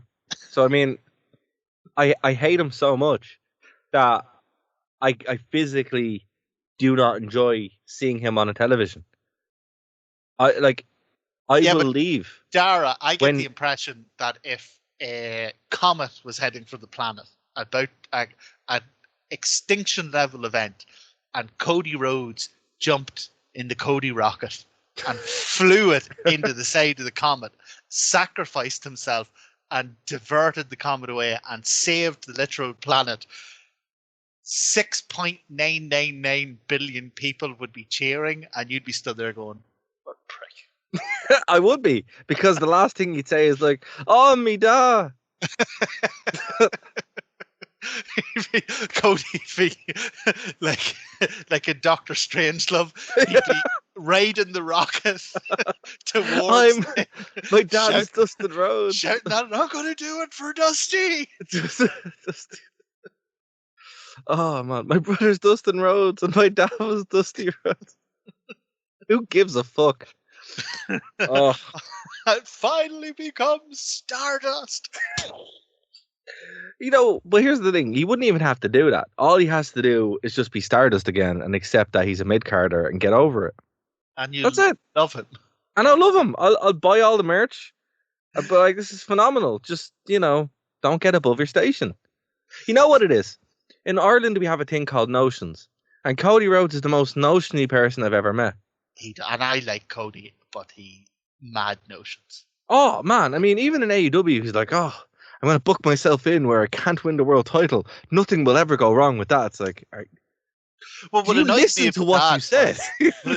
What annoyed me about that was he was perfectly situated for the best heel turn in 20 or 30 years. Oh yeah, people were booing him as he was coming out, like. And then he wouldn't do it. No. And all he had to do was turn heel, because people were booing him anyway. Turn heel, and then as a heel, break his promise and go for the world title anyway and win it. Nuclear heat. He would have been a massive star, and he just, for whatever reason, he didn't want to be a bad guy. He would have been a massive star, Dust. But I don't get his thinking. Sometimes, I've heard stories that he's talking about retiring by the time he's 45 and going into politics. Can you imagine that? My dad was Dusty Rhodes. Okay, why are you running for senator? I see you running for senator. My dad was Dusty Rhodes. Okay. There was This doesn't work here, Cody. there's a fella in my constituency called Justin McNulty, and he is a politician, but he was on the Armagh team that won the 2001 All Ireland. And just runs off that. He literally walks around houses canvassing with a football. Oh, Carries the football around with him. Talks about how he was in the Armagh team, and people are like, "Yeah, that's great." When Armagh won the All Ireland one time 20 years ago, do you mind fixing me? You know what road? it is? It's no Al Bundy from Married with Children. He's talking about being scoring that touchdown in high school. In high school, yeah. People are like, "That's brilliant." Yes, I do. I was a young fella when Armagh won the All Ireland one time. I can't get a house. Can you fucking sort that out? Oh man, Cody Sean was my dad's Dusty Rhodes. Okay, I need you to fix the lead in the water. Yeah. Oh, I'll shake, rattle, and roll that lead. Or you could just, pass some legislation. Oh God! But anyway, that's that. Now that's just what I heard as to why he's so reluctant to turn. I've heard that too. But again, what happened in AEW, that will happen in WWE, because this smiling white meat babyface thing, it only goes on for so long before it really, really grates on people. Yeah, it does. I mean, the thing about it is, it's like the best work that Cody ever did, other than Stardust, was dashing or damage Cody Rhodes. That was unreal. I remember being in SmackDown, and the biggest chant of the night was, "That's not dashing." But even like I can't say this from experience because I haven't seen that particular period in New Japan. But apparently, as heel leader of the Bullet Club, he was fantastic. I think he's got a real kind of smug, hateable face. He does. That's the problem. I really want to punch him in the face. That's like, it's like the new guy from what's it? The new Jedi Fallen Order, another Star Wars game. Yeah, I really want to punch that guy in the face. Like it's unhealthy how much I want to hit that guy, and I don't know him at all. I just that face, you just want to hit. And Cody's the same. It's like he just won't turn heel for whatever reason. I just don't get it. I mean, even John Cena, and I didn't like John Cena at the time. I still don't. I mean, as an actor, he's quite good, but yeah, I was never a big fan of him. I actually really like him as an actor. I prefer him as an actor. And yeah, me too. As a person, like in interviews and stuff, he seems like a really cool guy. I just hate him as a wrestler. Yeah, but even then, you never wanted to actually punch John Cena in the face. But Cody, you're just like, because even though he was a goofball, like you sense that he could hit you back really. Oh yeah, he'd absolutely kill you. Yeah, I mean, there's like legit. But Cody would just bore you to death with a lecture about why you shouldn't hit people and why his dad is Dustin Rhodes. How he solved racism. Oh God, remember that was something else. Yeah, look, I don't know. I don't see Dustin, not Dustin. See, I don't see Cody doing it this year. He might do it next year, but you have to put a Virgil tenor on it. Who's going to win? Oh, Punk. Yeah, it's hard. Like I still, and Punk's never won it. That's the thing. He's never won it. That could be part of his. Yeah, look, that deal he negotiated. I mean, Cody's deal again. We all know what was in the main event of WrestleMania, win a world title. I think maybe Punk had the same thing where he's like, okay, I will agree to this morality clause, but I'm getting my main event WrestleMania. Yeah, and I'm winning the Royal Rumble. And I'm coming in at number 1. Here's the thing. A good point that was brought up. Number 1, they always make a big deal out of, but technically number 2 is the exact same draw. I actually, not even the exact same. Number 1 has a slight advantage because they are already in the ring, and number 2 has to climb into the ring, so are sort of prone to maybe a kind of a preemptive. Yeah, that's attack. A fair point. That's a fair point. So number 2 is actually slightly even harder. Yeah. Yeah, but no one ever mentions that, and I'm just like, that's a very good point. Everyone's like, oh, number 1, it's a big slot. It's like, number 2 is the exact same thing. They show up at the same time. It's mad though, because it just sounds better. Like, Oh, he came in at number 1 and won. Like, do you remember the year Rey Mysterio won it? Oh, I do, yeah. He came in at number 2. And you're like, it's a gimmick. Why didn't you just put him in at number 1? Sure, Vince was It's the same thing. Sure, Vince was number 1. What, that year? Yeah, I think Vince was Austin or Vince were number 1. They were 1 and 2 at the start of it, yeah, at 1999. Oh, in 1999, yeah. Yeah. I don't know. I just thought it was always hilarious when Rey Mysterio won from number 2, and I'm like, it's a fix. Why didn't you just put him in at number 1? It's like, no, this will really screw them. Yeah. This really mess with them. Oh man, how here's the thing: how much of past Rumbles were booked just to mess with people? Do you know what? Because it's such a big match, there is like opportunity in there if there's someone you don't like to screw with them. Like hell, look at this Royal Rumble we're about to do, 2001. Yeah.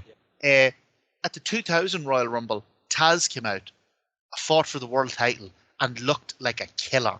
Like I was actually watching a clip from 1999's December, a random match with the British Bulldog for some reason, and they were building up the debut of Taz, and the whole arena went, and it was purple. It was like orange and everything. Yeah, so they made a big deal out of Taz. Yeah. Yeah, and he came out of the 2000 Royal Rumble, and you were like, oh my god, he's actually going to beat Kurt Angle in his debut and win the world title. Like, made him look like a killer.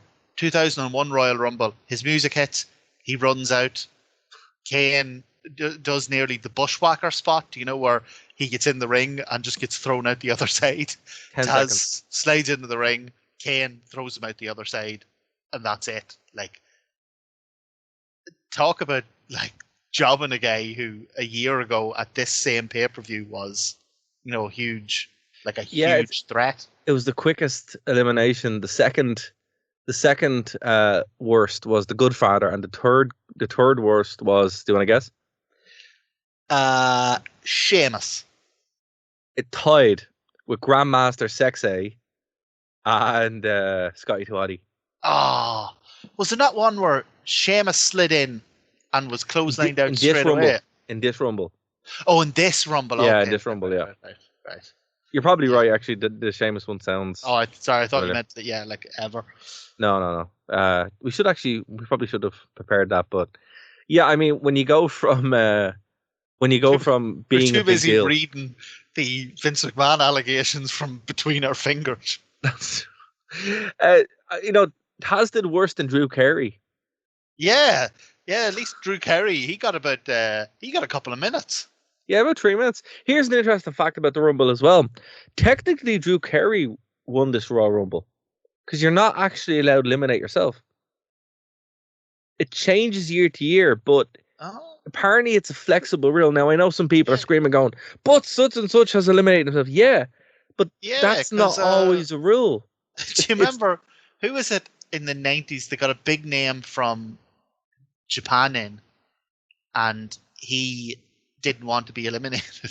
So he was in the Rumble, but basically what he does is he beats up a load of people in the Rumble and he throws out a couple of people, and then he just jumps over the top rope himself. I think Nash did it one year as well, but I can't remember exactly it. But the thing about it is, it actually isn't a rule. You're not actually allowed to eliminate yourself. But sure, then again, there's some years where somebody who has been eliminated or somebody who isn't even in the Rumble will pull somebody else out over the top rope, and then they'll be considered eliminated. Yeah. But then some years, because it happened to Shawn Michaels and it didn't count, so some years they're not considered eliminated. It's a floating rule that sometimes makes sense, sometimes doesn't. But God damn it, fix your rules, fake sport. But funny thing as well. So do you know who got rid of the rating system in AEW?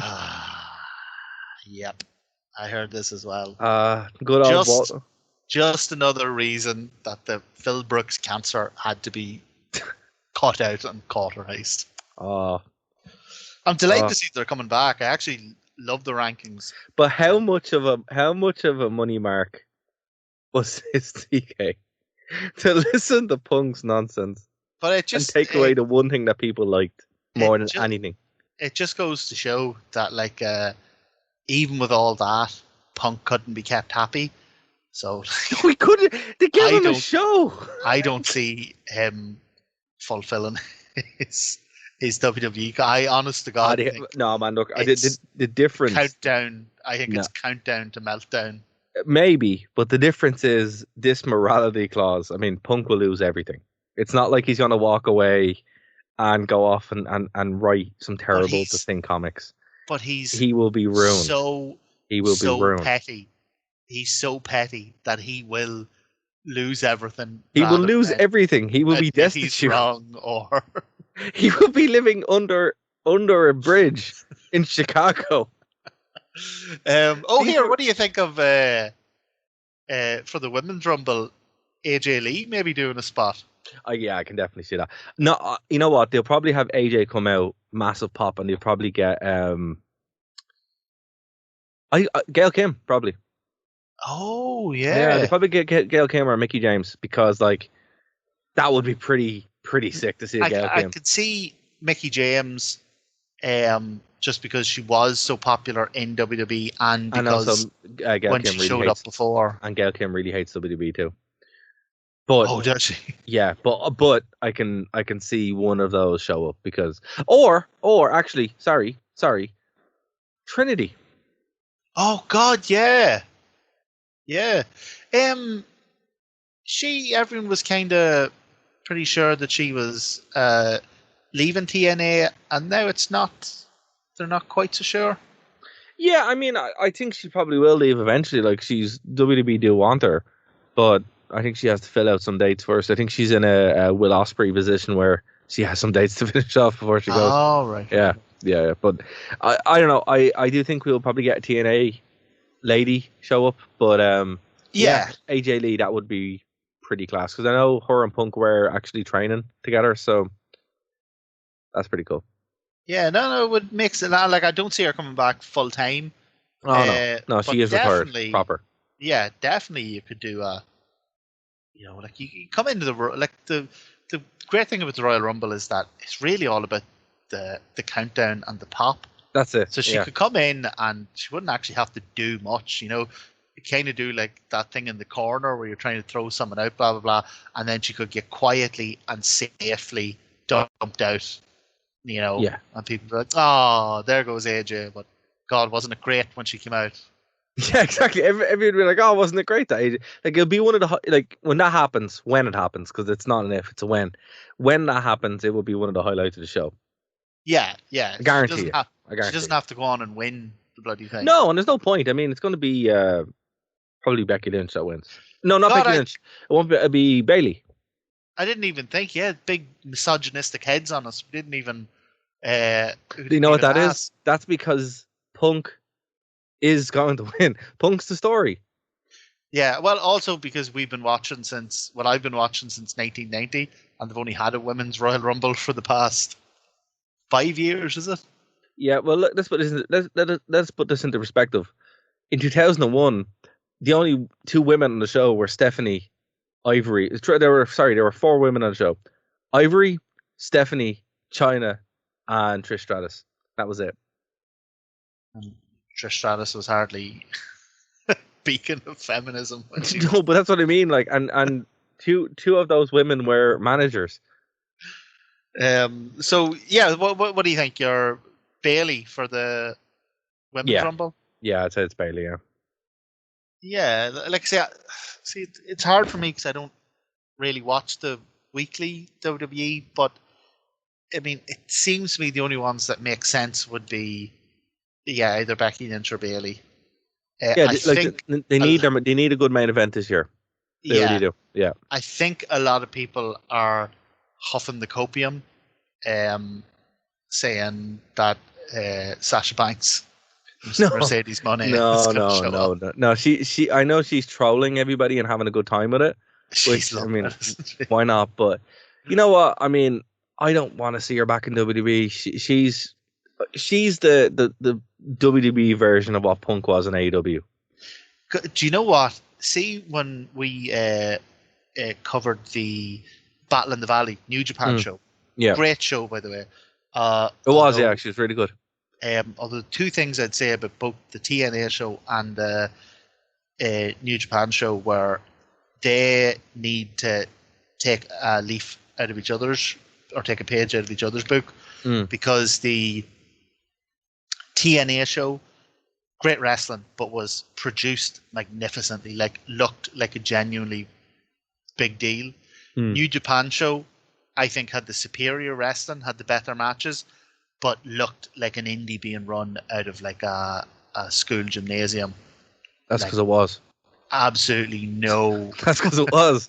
Well, like it was a brilliant show, and it's like New Japan. They're doing like their crossover to AEW has done them a lot of favors because they're. Oh yeah, man, I know. Windy City Riot. This is. That's the way all New Japan shows look. Yeah, even Wrestle Kingdom, they do the massive screen. Yeah. But nothing else. No, it's like yeah, it looks like it's in the gym because it usually is when it comes to America. Like they don't do anything. No. Like they hung up a New Japan banner. Like they don't do anything with sound or. So I thought they could have taken a page out of each other's books, but overall, two great shows. But I started that with some point about the Royal Rumble, and now I can't remember. So. Well, look, I don't think Bianca Belair is winning. As much as some people might want to, I don't think she has the star power for another WrestleMania main event.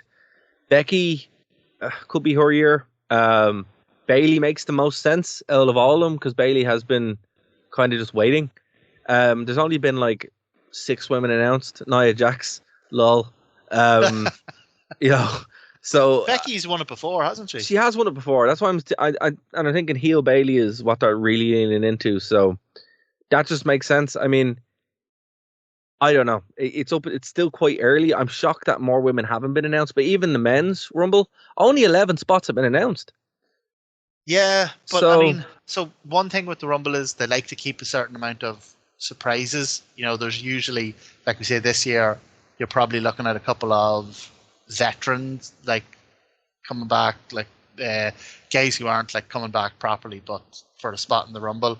Yeah. You're probably looking at a couple of TNA guys, or at least one anyway. You're probably looking at a couple of NXT guys. I really, really hope Alex Shelley's there or Chris Sabin's there. That would be awesome. That would be like the best thing ever. But I don't think it's going to happen. But I just think because a WWE audience won't know who they are, whereas if they're not, they should though. Yeah, but even if they're not familiar with Moose can come out with the world title, with the belt. Because Mickie James, when she came out a couple of years ago, she came out with the TNA belt. So see the fact that WWE, that TNA have actually said WWE, and now with your scoop earlier on, it does make sense that they will do something. You know, it's just like, oh, that's so cool. You know, just for the moment of it. Well, I hope that turns out to be right, because then I can rest on my laurels for the rest of the year. Remember when I called Moose? That's my journalistic work done. Oh, there you go. I mean, look, do you remember a couple of years ago when I called Christian beating Kenny Omega? Yeah. For the TNA title, and then I was like, bang, got that one right, and have predicted nothing ever since. Well, look, I mean, the thing about it is, again, the Rumble is tomorrow. SmackDown is tonight, so we don't really know what was announced, but I think this is going to be one of the most unpredictable Rumbles in some time. And here's another thing as well, right? Just to throw this into some kind of disarray. Damian Priest has to cash in relatively soon, right? He hasn't yet. Oh man, when do you have to? Well, you have until the next Money in the Bank, do you? Yeah. So he hasn't cashed in yet. Has failed cash-ins don't count. So let me see. They can do something with that as well. So we'll just have to wait and see. Yeah, Money in the Bank 2024, because I think they released their lineup for pay-per-views for the year. Yeah, Money in the Bank 2024 is July. So I suppose he still has a wee bit of time, but actually, yeah, because if one of the titles goes to someone new, they're probably not going to take it off them, in like a short amount of time. Yeah, they're not going to hotshot it. But if this Seth Rollins thing is as bad as it could be, it's an MCL rather than an ACL, because if it was an ACL, that's 6 months. That's 6 to 8 months. So we'll just kind of see, But really quick in the time we have left, with 2001's Royal Rumble, the event itself is quite dull. I mean, it has probably the best ladder match ever, and then it has the Rumble, and everything else is very, very poor. What did you think going into or after you finished watching it? I didn't think it was poor. It was definitely mixed. I thought so. The opening match was the Dudleys and Edge and Christian. I thought it was awesome how over the tag titles and the tag division was at that time. Like, it really seemed like a big deal, which was nice to see. Jericho and Benoit for the Intercontinental title, an incredible ladder match. I'm so tired of ladder matches being these multi-man, huge spot fests with 20 ladders and 10 lads like flying all over the place. I'm kind of tired of that, but I'm not tired of ladder matches. I want to see more one-on-one ladder matches where the ladder is used, like a single ladder is used really effectively and really cleverly with loads of innovative spots. Even some of the stuff that was slightly goofy in this was still cool enough that you overlooked the goofiness, like the Walls of Jericho. The Walls of Jericho across the ladder. Like, that was so contrived, but once it was locked in, it looked so amazing that you kind of forgave it. Yeah. Yeah, I mean, like, the thing about it is, it made no sense. It was silly, but did it look cool? Yes. Yeah. And that was the important part. But the thing about it is, what makes even less sense, as you said, with the contrived stuff where you have someone literally outside setting up 15 tables for 10 minutes. And you're like, why? Yeah. You can just go. You can go up and win now. Go. And they're like, no, I need to set up all these tables for no reason. Oh wait, you went through all of them. No, Surprise. I thought it was an incredible match. Oh my god, the chair shot Benoit takes as he's doing a suicide dive out of the ring. Amazing. Jericho cracks him with a chair. Top 5, maybe top 3 chair shots ever. It's incredible. It's no wonder Benoit's brain was mush when they cut him open at the autopsy. You're like, oh, this the David headbutt he did from the ladder was terrifying. You know what I did really, really like, talking about the Rumble itself, and I might be alone on this, but I don't think I am. The fact that it randomly became a hardcore smoz in the middle of it. Yeah, I mean, so I was in two minds about that. It's because it happened in 2003 with Tommy Dreamer. He came out and did the same thing. Yeah, no, it wasn't that. I liked that it happened, but what I kind of took issue with was that this Royal Rumble felt very segmented. So Matt and Jeff Hardy were number 1 and 2, and then instead of waiting for number 3 to come in and throwing them out and basically winning the Royal Rumble by doing that, the two idiots started fighting each other. But they fought for the first couple of entrants, and then they were eliminated, and that was their segment. And then it became the hardcore segment. So that went on for a couple of entrants, and then Kane cleared all them out, and then it became we got into the Rock segment, and then it ended with, we got down to the last couple with the big names. I'll tell you what, even though it wasn't a particularly great Rumble, one of the best Rumble moments ever when everyone else is thrown out and Kane is laying unconscious in the corner and The Rock and Austin lock eyes from across the ring. That was, I got shivers 20 years later watching that. You know what's crazy though? Like the actual main event. So this is obviously setting up for WrestleMania X7, which we've never covered on the show. We will eventually because it's literally the best of all time. I know some people probably disagree, but in my opinion, it is. It's just unbelievable, and I have been saving it for like years to cover it because I know Dave has never seen it, which is wild. What? Yeah, he's never seen it. Yeah, he's also never seen Royal Rumble 2000. Oh my god! I know, right? I knew we were waiting to cover them for something special, but I didn't know it was because Dave had never seen. Yeah, them. that's why. That's why. That's why. But the thing about it is, it's like the main event of that show is in the Rumble, is in this Rumble. Yes, and that's never really happened before, no, or really, since, which is crazy. It was really cool foreshadowing. I tell you, one of the big not disappointments, but I kind of took issue with the world title match. Yeah, it wasn't very good. Triple H versus Kurt Angle. I mean, that's on paper, that's a great match. This is Kurt Angle like on fire. I wouldn't say at his peak because his peak came maybe a wee bit later, but this is him maybe at his peak. His peak came in TNA. Physical ability. His peak came in TNA. Yeah, I think there's a fair case to be made for that. But I think this was him at his peak physical ability because he is so snappy, so quick, so fluid. He's incredible to watch in the ring. Because he's only a couple of years into wrestling at this stage.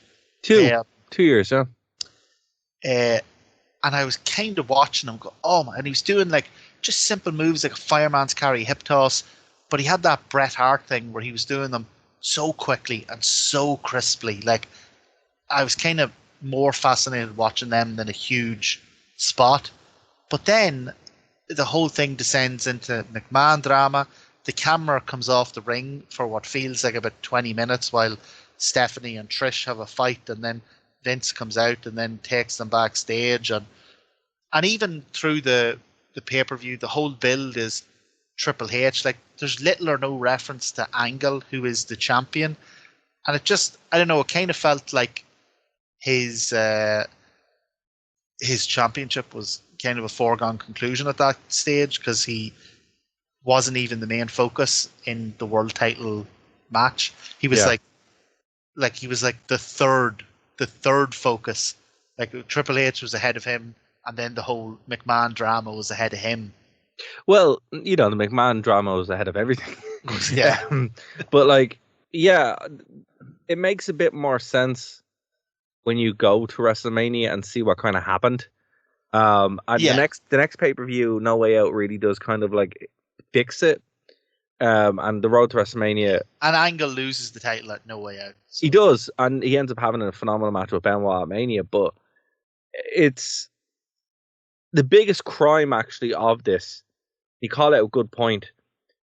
They kind of, while they were foreshadowing their main event, everything else kind of slotted into place, and you kind of had a weird. Like the WrestleMania X7 card is very weird, right? In some ways. And the weirdest part of it for me was not only Raven being in a match with Big Show and Kane, but turns out to be probably one of the best hardcore matches of all time. Despite that, right? Yeah. Is that the fact that The Undertaker and Triple H just have a match? The match is not really set up or anything. And it happens, right? And it's such a weird match because in history, Triple H would go against The Undertaker another 2 times, and they'd never refer to WrestleMania 17. Bizarre, yeah. Like you say, the biggest mania of all time, and they don't. And the reason why is because when you go back and watch that show, or particularly the build to it, it just kind of happens. There's no there is a reason for it. Basically, from memory, because it's been a while. Triple H hurts or injures Kane and then damages the bike. And then Kane holds Stephanie up and William Regal gives him the match. And that's kind of how, but it's literally like the SmackDown before. It's like, okay, that's a bit weird, Speaking of the bike, one of the things I thought was hilarious in this Rumble was when The Undertaker gets eliminated, it's off screen so you don't see it. but he is American Badass Undertaker, so he drives down to the ring on his bike, and then he gets eliminated later on. And you're watching the Royal Rumble. They're wrestling away after the Undertaker's been eliminated, and about a minute later you just hear "run" from the engine. So, like, he obviously drove back up the ramp. You think like the stagehands would like move the bike? Just come down and get the bike out of the way or something. He's like, no, I need to ride it out. He's, oh God, 27 minutes in the Rumble. I'm exhausted. I'm not walking up this ramp. Some weird moments in this where like, or not moments, but like choices. Bull Buchanan was a weird choice. Perry Saturn, it was great to see him. Weird though. Yes. Honky Tonk Man, I didn't really know who that was at the time. That was weird. What? Yeah, it was bizarre. There was a good reference to Andy Kaufman on commentary, where King was like, "Oh, stop talking about the 50s. Nobody knows what that is." And then he talks about in the 70s, I beat up Andy Kaufman. It's like, that's wild. I just watched Man on the Moon recently. Yeah, it's crazy. He talks about it like once or twice. King is on fire actually during this commentary, this commentary run in 2001, just before he gets sacked. He manages to be funny without being like overtly lecherous. Although there's a great moment when Terry is coming down to the ring. Who's she accompanying? Perry Saturn probably. She's accompanying Perry Saturn. So Terry's walking down to the ring, and she's wearing a very low cut top. And King says, "Oh, look at what Terry isn't wearing." And then he goes, "God, it's cold in here. I thought it was a little bit nipply." I don't know if he meant to say nippy, or if he thought, you know what, that joke is too subtle. If I say nippy, people won't know that I'm referring to her nipples. So he says nipply. Oh, it's cold. It's a little bit nipply in here. Here's one for you. Haku shows up at 29, right? Oh, so Haku, like a week before, was working for WCW, and he was the last WCW hardcore champion. He just walked out with the belt, and then they retired the belt. The whole division. They shut the whole division down. Yeah. Yeah, he's just like, I'm leaving. And apparently it's because nobody wanted to actually try beat up Haku because he'd kill you. So they're like, okay, I guess you're leaving with the belt then. Bye. Yeah, apparently I can't remember who it was, but apparently he just gave the belt to someone he knows to give back to them. He's like, he didn't leave the belt or he didn't send it back or whatever. He just knew someone who, I don't know, maybe they worked backstage WWE or something. He was like, here's the belt if they want it, if they want it back. You talked about strange choices, and there was a couple of choices were made earlier in the show that definitely wouldn't fly today. So the Dudleys versus Edge and Christian match, the whole story around that is that the Dudleys have concussions, and Edge and Christian for the whole match attack the back of their heads. Like, absolutely would not fly today. Just a concussion angle, like deliberate blows to the back of the head and all, wouldn't fly today. And then the Shayna Ivory match, again, they go for a broken neck angle here, and they do, like, this is less than 2 years after Owen Hart died, and but they're not like, no, but they did all. I'm not talking about the broken neck. I'm saying they did all the Owen Hart stuff. So King left the desk and ran into the ring to check on Shayna the same way. That's true. That's true. Yeah, with Owen, and that hadn't happened. I didn't think about that actually. Jim Ross uses his Owen announcement. The same thing. Oh, we're sorry, folks. We don't know what's happening here. We're gonna, like, this is real. Like, uses that whole thing. I don't know. Just again, thought that was an odd choice. It was a little bit uncomfortable with that. even now, and like that was less than 2 years after Owen Hart had died. So I thought those were just some odd choices they made. But That is an overall, odd choice. not a bad show. It's weird. Yeah, I didn't even think about that actually. I did think that was kind of weird. I did think that was like uncalled for and a little bit probably too soon to do that. But WWE then a couple of years later will just do that every time they wanted to get an angle over. Yeah, and then when fans found out about the X sign, you know, Yeah, we do the X every time. Now they do the bloody X every time, and I'll tell you what. In other sad news, this was the last WWF pay-per-view for Steve Blackman, the Really? legend himself. Oh Yep. man, what a bummer! Yep, last one for Steve.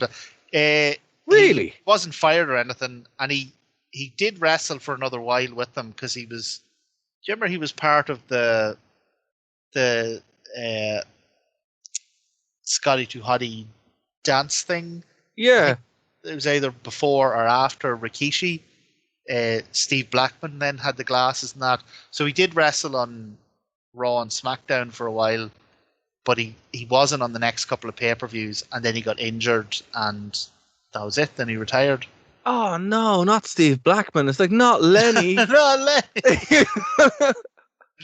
Yes, I was looking this up, but apparently it was Grandmaster Sexy's last pay-per-view. Hold on, folks. It's okay. At WrestleMania X7, he was on the dark match. Oh, there you go. Yeah, so he was on the dark match. It was on Heat. But I was looking this up because I didn't know that the Honky Tonk Man is related to Jerry Lawler. He is, yeah. Yeah, I didn't know that. So I was looking into that, and then I saw, that this was Grandmaster Sexay, Jerry Lawler's son. This was his last pay-per-view because he was fired for... Really? Oh, wellness. yeah, sure. He went to WWE then, yeah. Yeah, that makes sense. Yeah, wellness violations and stuff. And it was only when I was reading that, I saw it's also Steve Blackman's last. I was like, no! Not Steve! Not Lenny! 23 years later, how am I only hearing about this? Oh man, Steve Blackman, what a hero! Legitimately.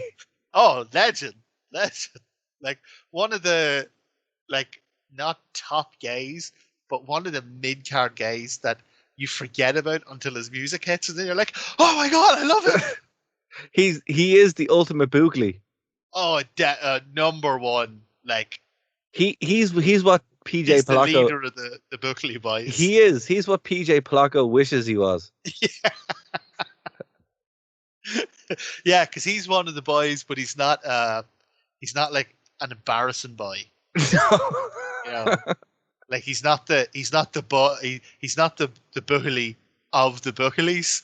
Like he's the leader of the Buckleys. Exactly. Like, exactly. He's pretty good. He just happens to lead a gang of incompetent jobbers. And he's pretty good. Yeah, he's like, he's the guy that they all go to. Like, here, when they saw him out, he's like, oh, thanks, Steve. Yeah, he's Shredder. He's like really formidable. He just has the idiot Foot Clan with him. Bebop and Rocksteady. Like, two fucking morons. So, is PJ Polacco then, is he Rocksteady or Bebop? Oh no, he's who would PJ Polacco be? He'd be like Baxter, Dr. Baxter, the guy who was a flay. Or the Rat King. The Rat King, yeah. One of them. Oh man. I still can't believe he went out and wrestled as PJ Polacco. Brilliant, yeah. Like, oh, it's so funny. because I know it's hard. Like, even when I was like trying to come up with gimmicks and that for myself, it's so hard to do. But I don't think even I would have settled at PJ Polacco. I mean, that's his actual name, but still. Well, yeah, exactly. I wouldn't have went out as Martin Herty. Oh man, I'm so sad now because I actually am sitting here looking through to see if, like, desperately, like, come on, Steve, where are you? And it's like, no. Steve was just one of those amazing wrestlers who's in the wrong era. If he was around today, he would be flying in either AEW or or TNA, or he'd be portrayed as an absolute killer in New Japan. Like, he was just. I have some sad. I have some devastating sad news that might upset you. Tell me he's dead. No, he's not. They're almost dead. Oh, thank God, he's not dead. PJ Polacco is retired. Oh, he retired. He retired in 2015. Number 30. There's your number 30. Number 30. Would he come out as Just Incredible or Aldo Montoya? Oh yeah, maybe he gets 3 runs out. Maybe he's like Cody. This whole Royal Rumble could have like 5 people in it, just all doing their multiple gimmicks. You know what though? Okay, if Jeff Jarrett came out, right, would he be Double J, the misogynist, and Slapnuts? Would they all be different people by this logic? Or yeah. Kane could get thrown out, and then Isaac Corporate Yankem Kane? could come back. Corporate Kane could come back, and then the Christmas Creature could come back, and then Fake Diesel. Jesus, Kane could do the Rumble. Glenn Jacobs could do the Rumble himself. Okay, what about this? What about Rhino? So Rhino comes out, and then Rhino with a Y. Hey, one of the things I wanted to say about the TNA tapings, man, Rhino must be a brave age at this stage, but he can still go. Yeah, Rhino's class. When I saw him in Glasgow, I was like, this is unbelievable. Rhino's deadly. Legitimately, he could like be like a genuine concern. Like, he's terrific. Yeah, they should genuinely, TNA should give him one more run with the belt. Just before, because I mean, he's class. He's 48. Yeah, and he's out there like fully. Yeah, he could definitely, if not one more run with the belt, he could do like one more run at the belt. You know? Yeah, even better again, actually. Be like a real concern and put someone over huge, in defeat. But yeah, he was one guy who jumped out at me while I was watching both the pay-per-view and the Impact tapings. I think Kane has the best chance of basically winning the Rumble by himself. Yeah, coming in at 1 and 2. No, like you have to space it out so he can change. So 1, 5, 10, 15, and 20. Well, some of them could be one out. Like, so he could come out as Kane, get thrown out, and then literally just take off his mask and get back in. That's true. He's masked and unmasked Kane. And then when he's Corporate Kane, would he have to go back and put on slacks? No, he just whips off. He has a tearaway version of like a Chippendale strippers version of the Kane suit. He just whips it off, and he's got the shirt and tie underneath. Okay, what about X-Pac? X-Pac comes out as Sean Waltman, 6-pack. Oh, the 1, 2, 3 kid, 6. Oh, wouldn't it be amazing? So one of the rumors is that Waltman is. Yeah, I've heard that. Yeah. Oh.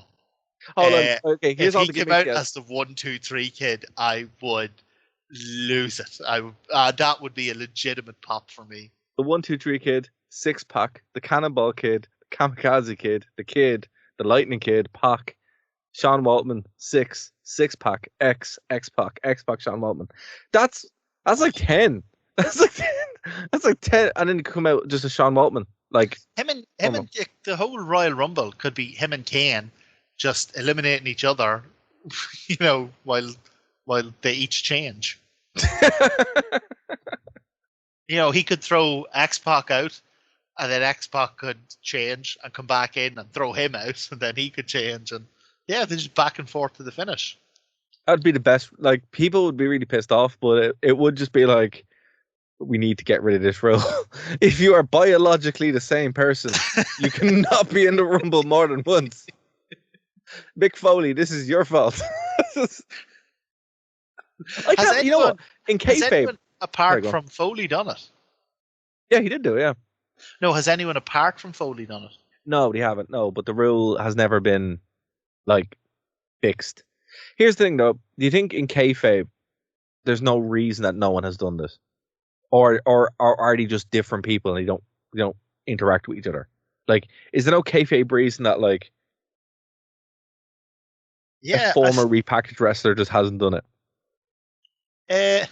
I suppose because his contract is coming up towards its end as well. Dustin Rhodes could come out as the natural Dustin Rhodes and then come out as Goldust, then the artist formerly known as Goldust. But then the interesting thing about him is he could win it without winning it, because Rellik, which is Killer spelled backwards, who is a projection of Dustin Rhodes' darkest thoughts, which he hasn't revealed to people, the deepest part of his mind. Rellik could win it, which would then be Dustin Rhodes, I suppose, given that he's a projection of his most evil, deepest, darkest desires. So Rellik.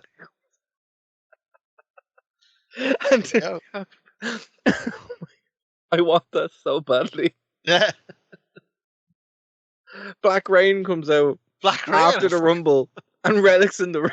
And he does like a Pokemon summoning back to him. They do. So apparently, the way the Royal Rumble '94 was it, which was the one with Undertaker versus Undertaker, '92 maybe. 94 sounds more realistic, but it's one of them. The one with Undertaker versus Undertaker, it was supposed to end with the two Undertakers merging into one, and they had they had some plan where they were going to rig a trapdoor in the ring, and the lights would like flash and smoke and all that, and the two Undertakers would like, I don't know, hug, and then one of them would slip down underneath the ring, and you'd just be left with one Undertaker. That was what the original ending of that SummerSlam was supposed to be. So you could do that. You could have Black Rain just summon Rellik, which is Killer spelled backwards. Summon Rellik back into his body, and now with like special effects and all that, they could probably make a better go of it than. And the thing about it is '92. And the thing about it is, it's a TNA gimmick. Yeah. Maybe they own the rights. Maybe you can just stick any fat dude in a black suit and call him Black Rain. I mean, Black Rain isn't under contract at AEW. No, that's what I'm saying. Like, sure, WWE did this with Razor Ramon and Diesel, and I don't think Rellik is like busy at the moment. No, he's not. So you could probably be like, "Here, do you want a sandwich?" He's the IWGP. Oh no, he's not. No. They're probably like, "Here, do you want a sandwich? Come on in and fall down for a little bit." I mean, and then merge with someone who is not Dustin Rhodes. Yeah. Oh my god! I'll tell you. Do you know what the problem is now? This is going to be a perfectly good, maybe even a really good, well-booked Royal Rumble, and I'm not going to like it because none of this ridiculous shit is going to happen. Our nonsense is better. Yeah, exactly. I'm going to be really annoyed.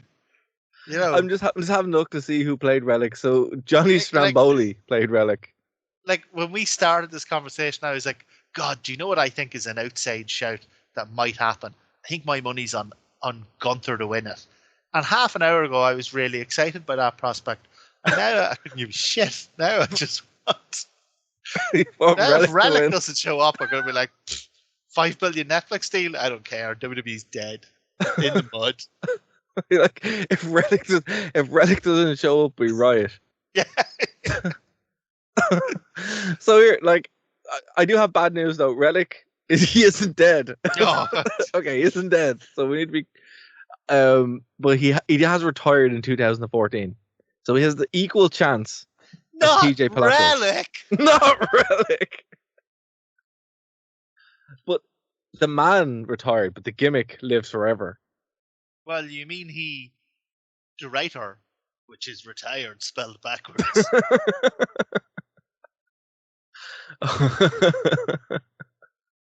The Red Rum character, which, okay, so hold on. Oh wait, the plot thickens. So apparently, so the guy's name is Hugger, right? So John Hugger is your man's name. And apparently his gimmick was red rum when he was in the Indies. And Vince Russo took that, flipped it around, and made Rellik. Oh, because he's like, we can't have a character called Murder. It's too much. It's too much. So your man had a real thing for what, mirrors? So he'd drive an ambulance. Like before it was he an ambulance driver, and he was always looking down at the front of his ambulance going, I wonder why they call it an ecnolubma. No, but apparently he was billed from the depths of hell. Oh, not the deepest, darkest crevices of Dustin Rhodes or somebody else in the Black Rain costumes mind. No, but he did tear his urethra when he was doing the leg drop on Nitro, apparently. That's probably why he became, killer. That's where the darkness came from. Turned me evil. Huh? I'll tell you, turned me evil. I'll tell you what, though. Fair play to him. You have to have a fairly substantial langer to tear at doing a leg drop. It's like he's backstage talking about, hey man, you don't need to be so stiff on the leg drop, and he's like, my leg didn't even hit you that time. Well, here's a crazy thing, right? Yeah, langer came down across you. He's a former hardcore champion.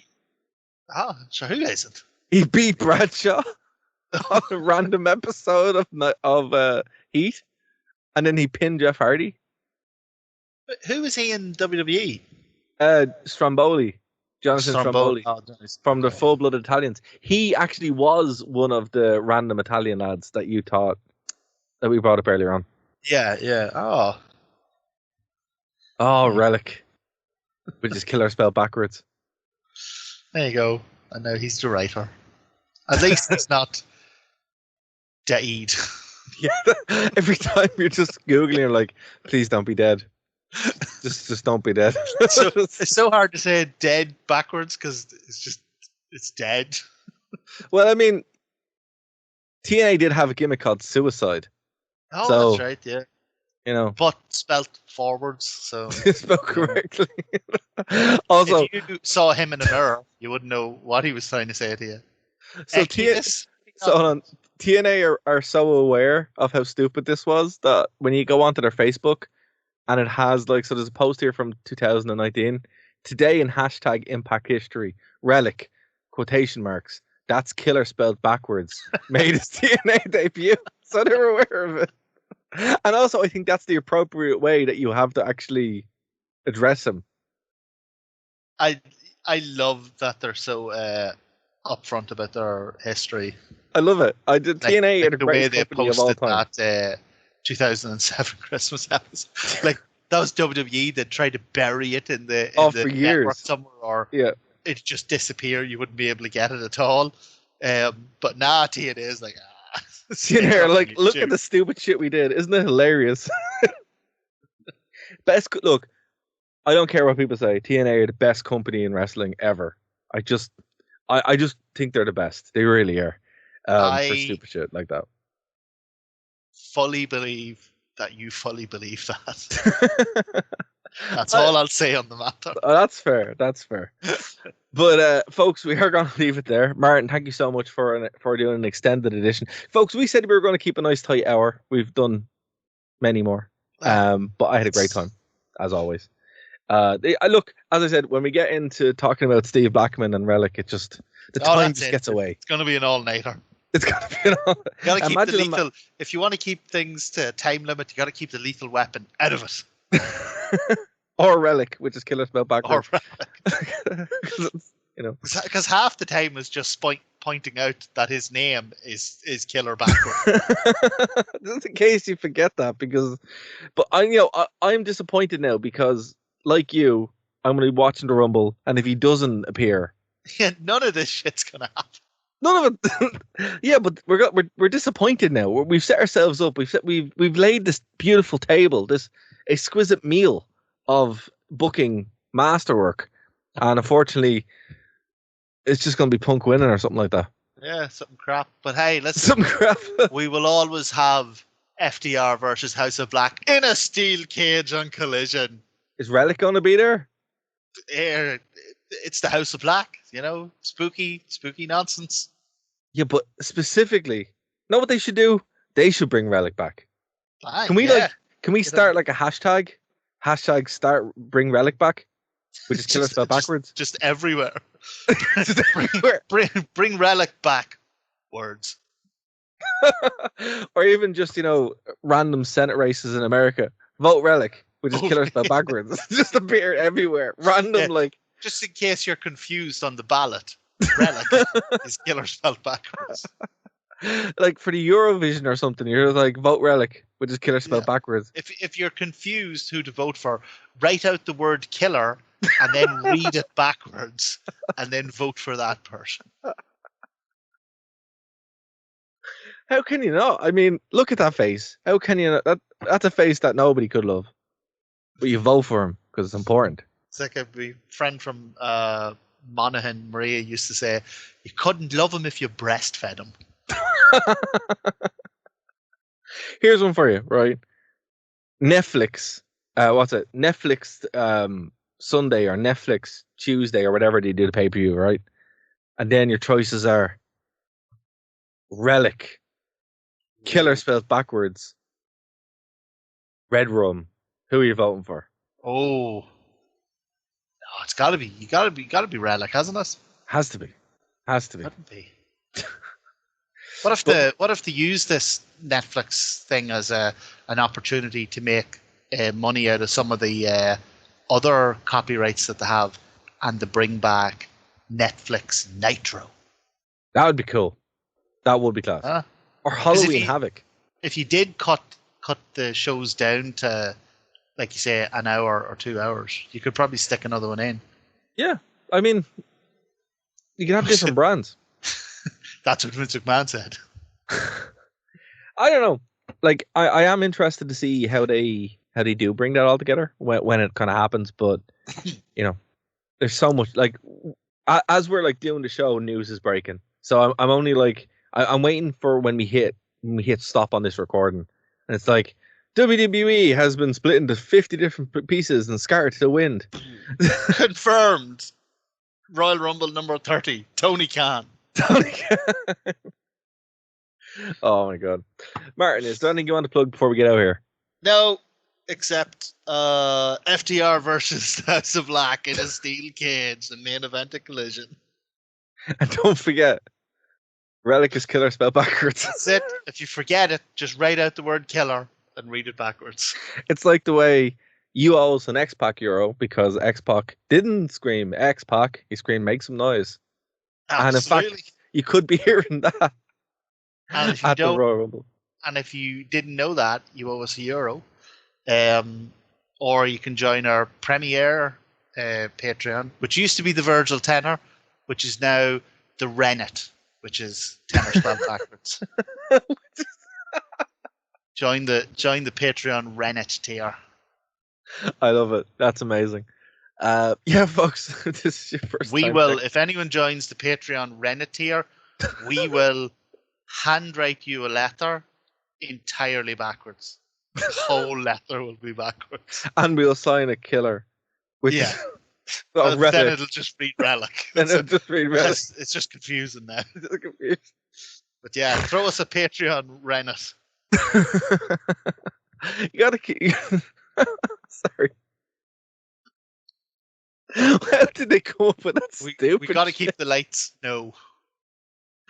Like, I just can't believe that a group of people sat around and were like, yeah, that's good shit, man.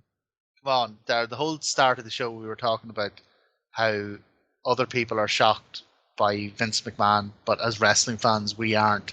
So you absolutely can believe that a bunch of people sat around and came up with Rellik. But they just like, yeah, let's do that. That makes sense. That's brilliant. Oh, anyway, folks, if this is your first time checking the show, thank you so much. We do appreciate it. We are live. Well, we're not live usually. We're on the radio Tuesday, and we record every Friday. So if you guys want to contact us, please do via social media or email. You can go to thewrestlingrewind.com and just you can email us there, or you can go on social media and let us know what you think. What did you think of Rellik? Was he the best wrestler of all time? Are we being too harsh?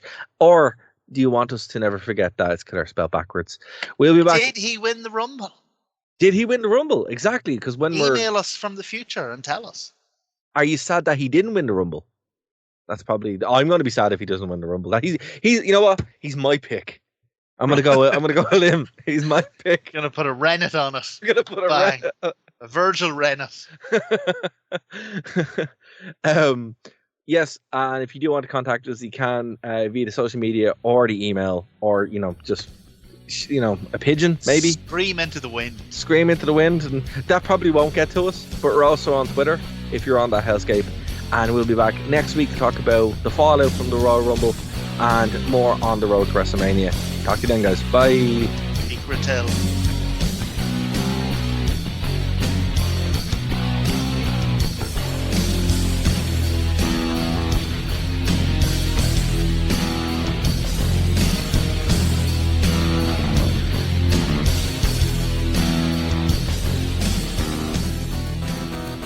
Thank you for listening to a Nerd to Know Media production.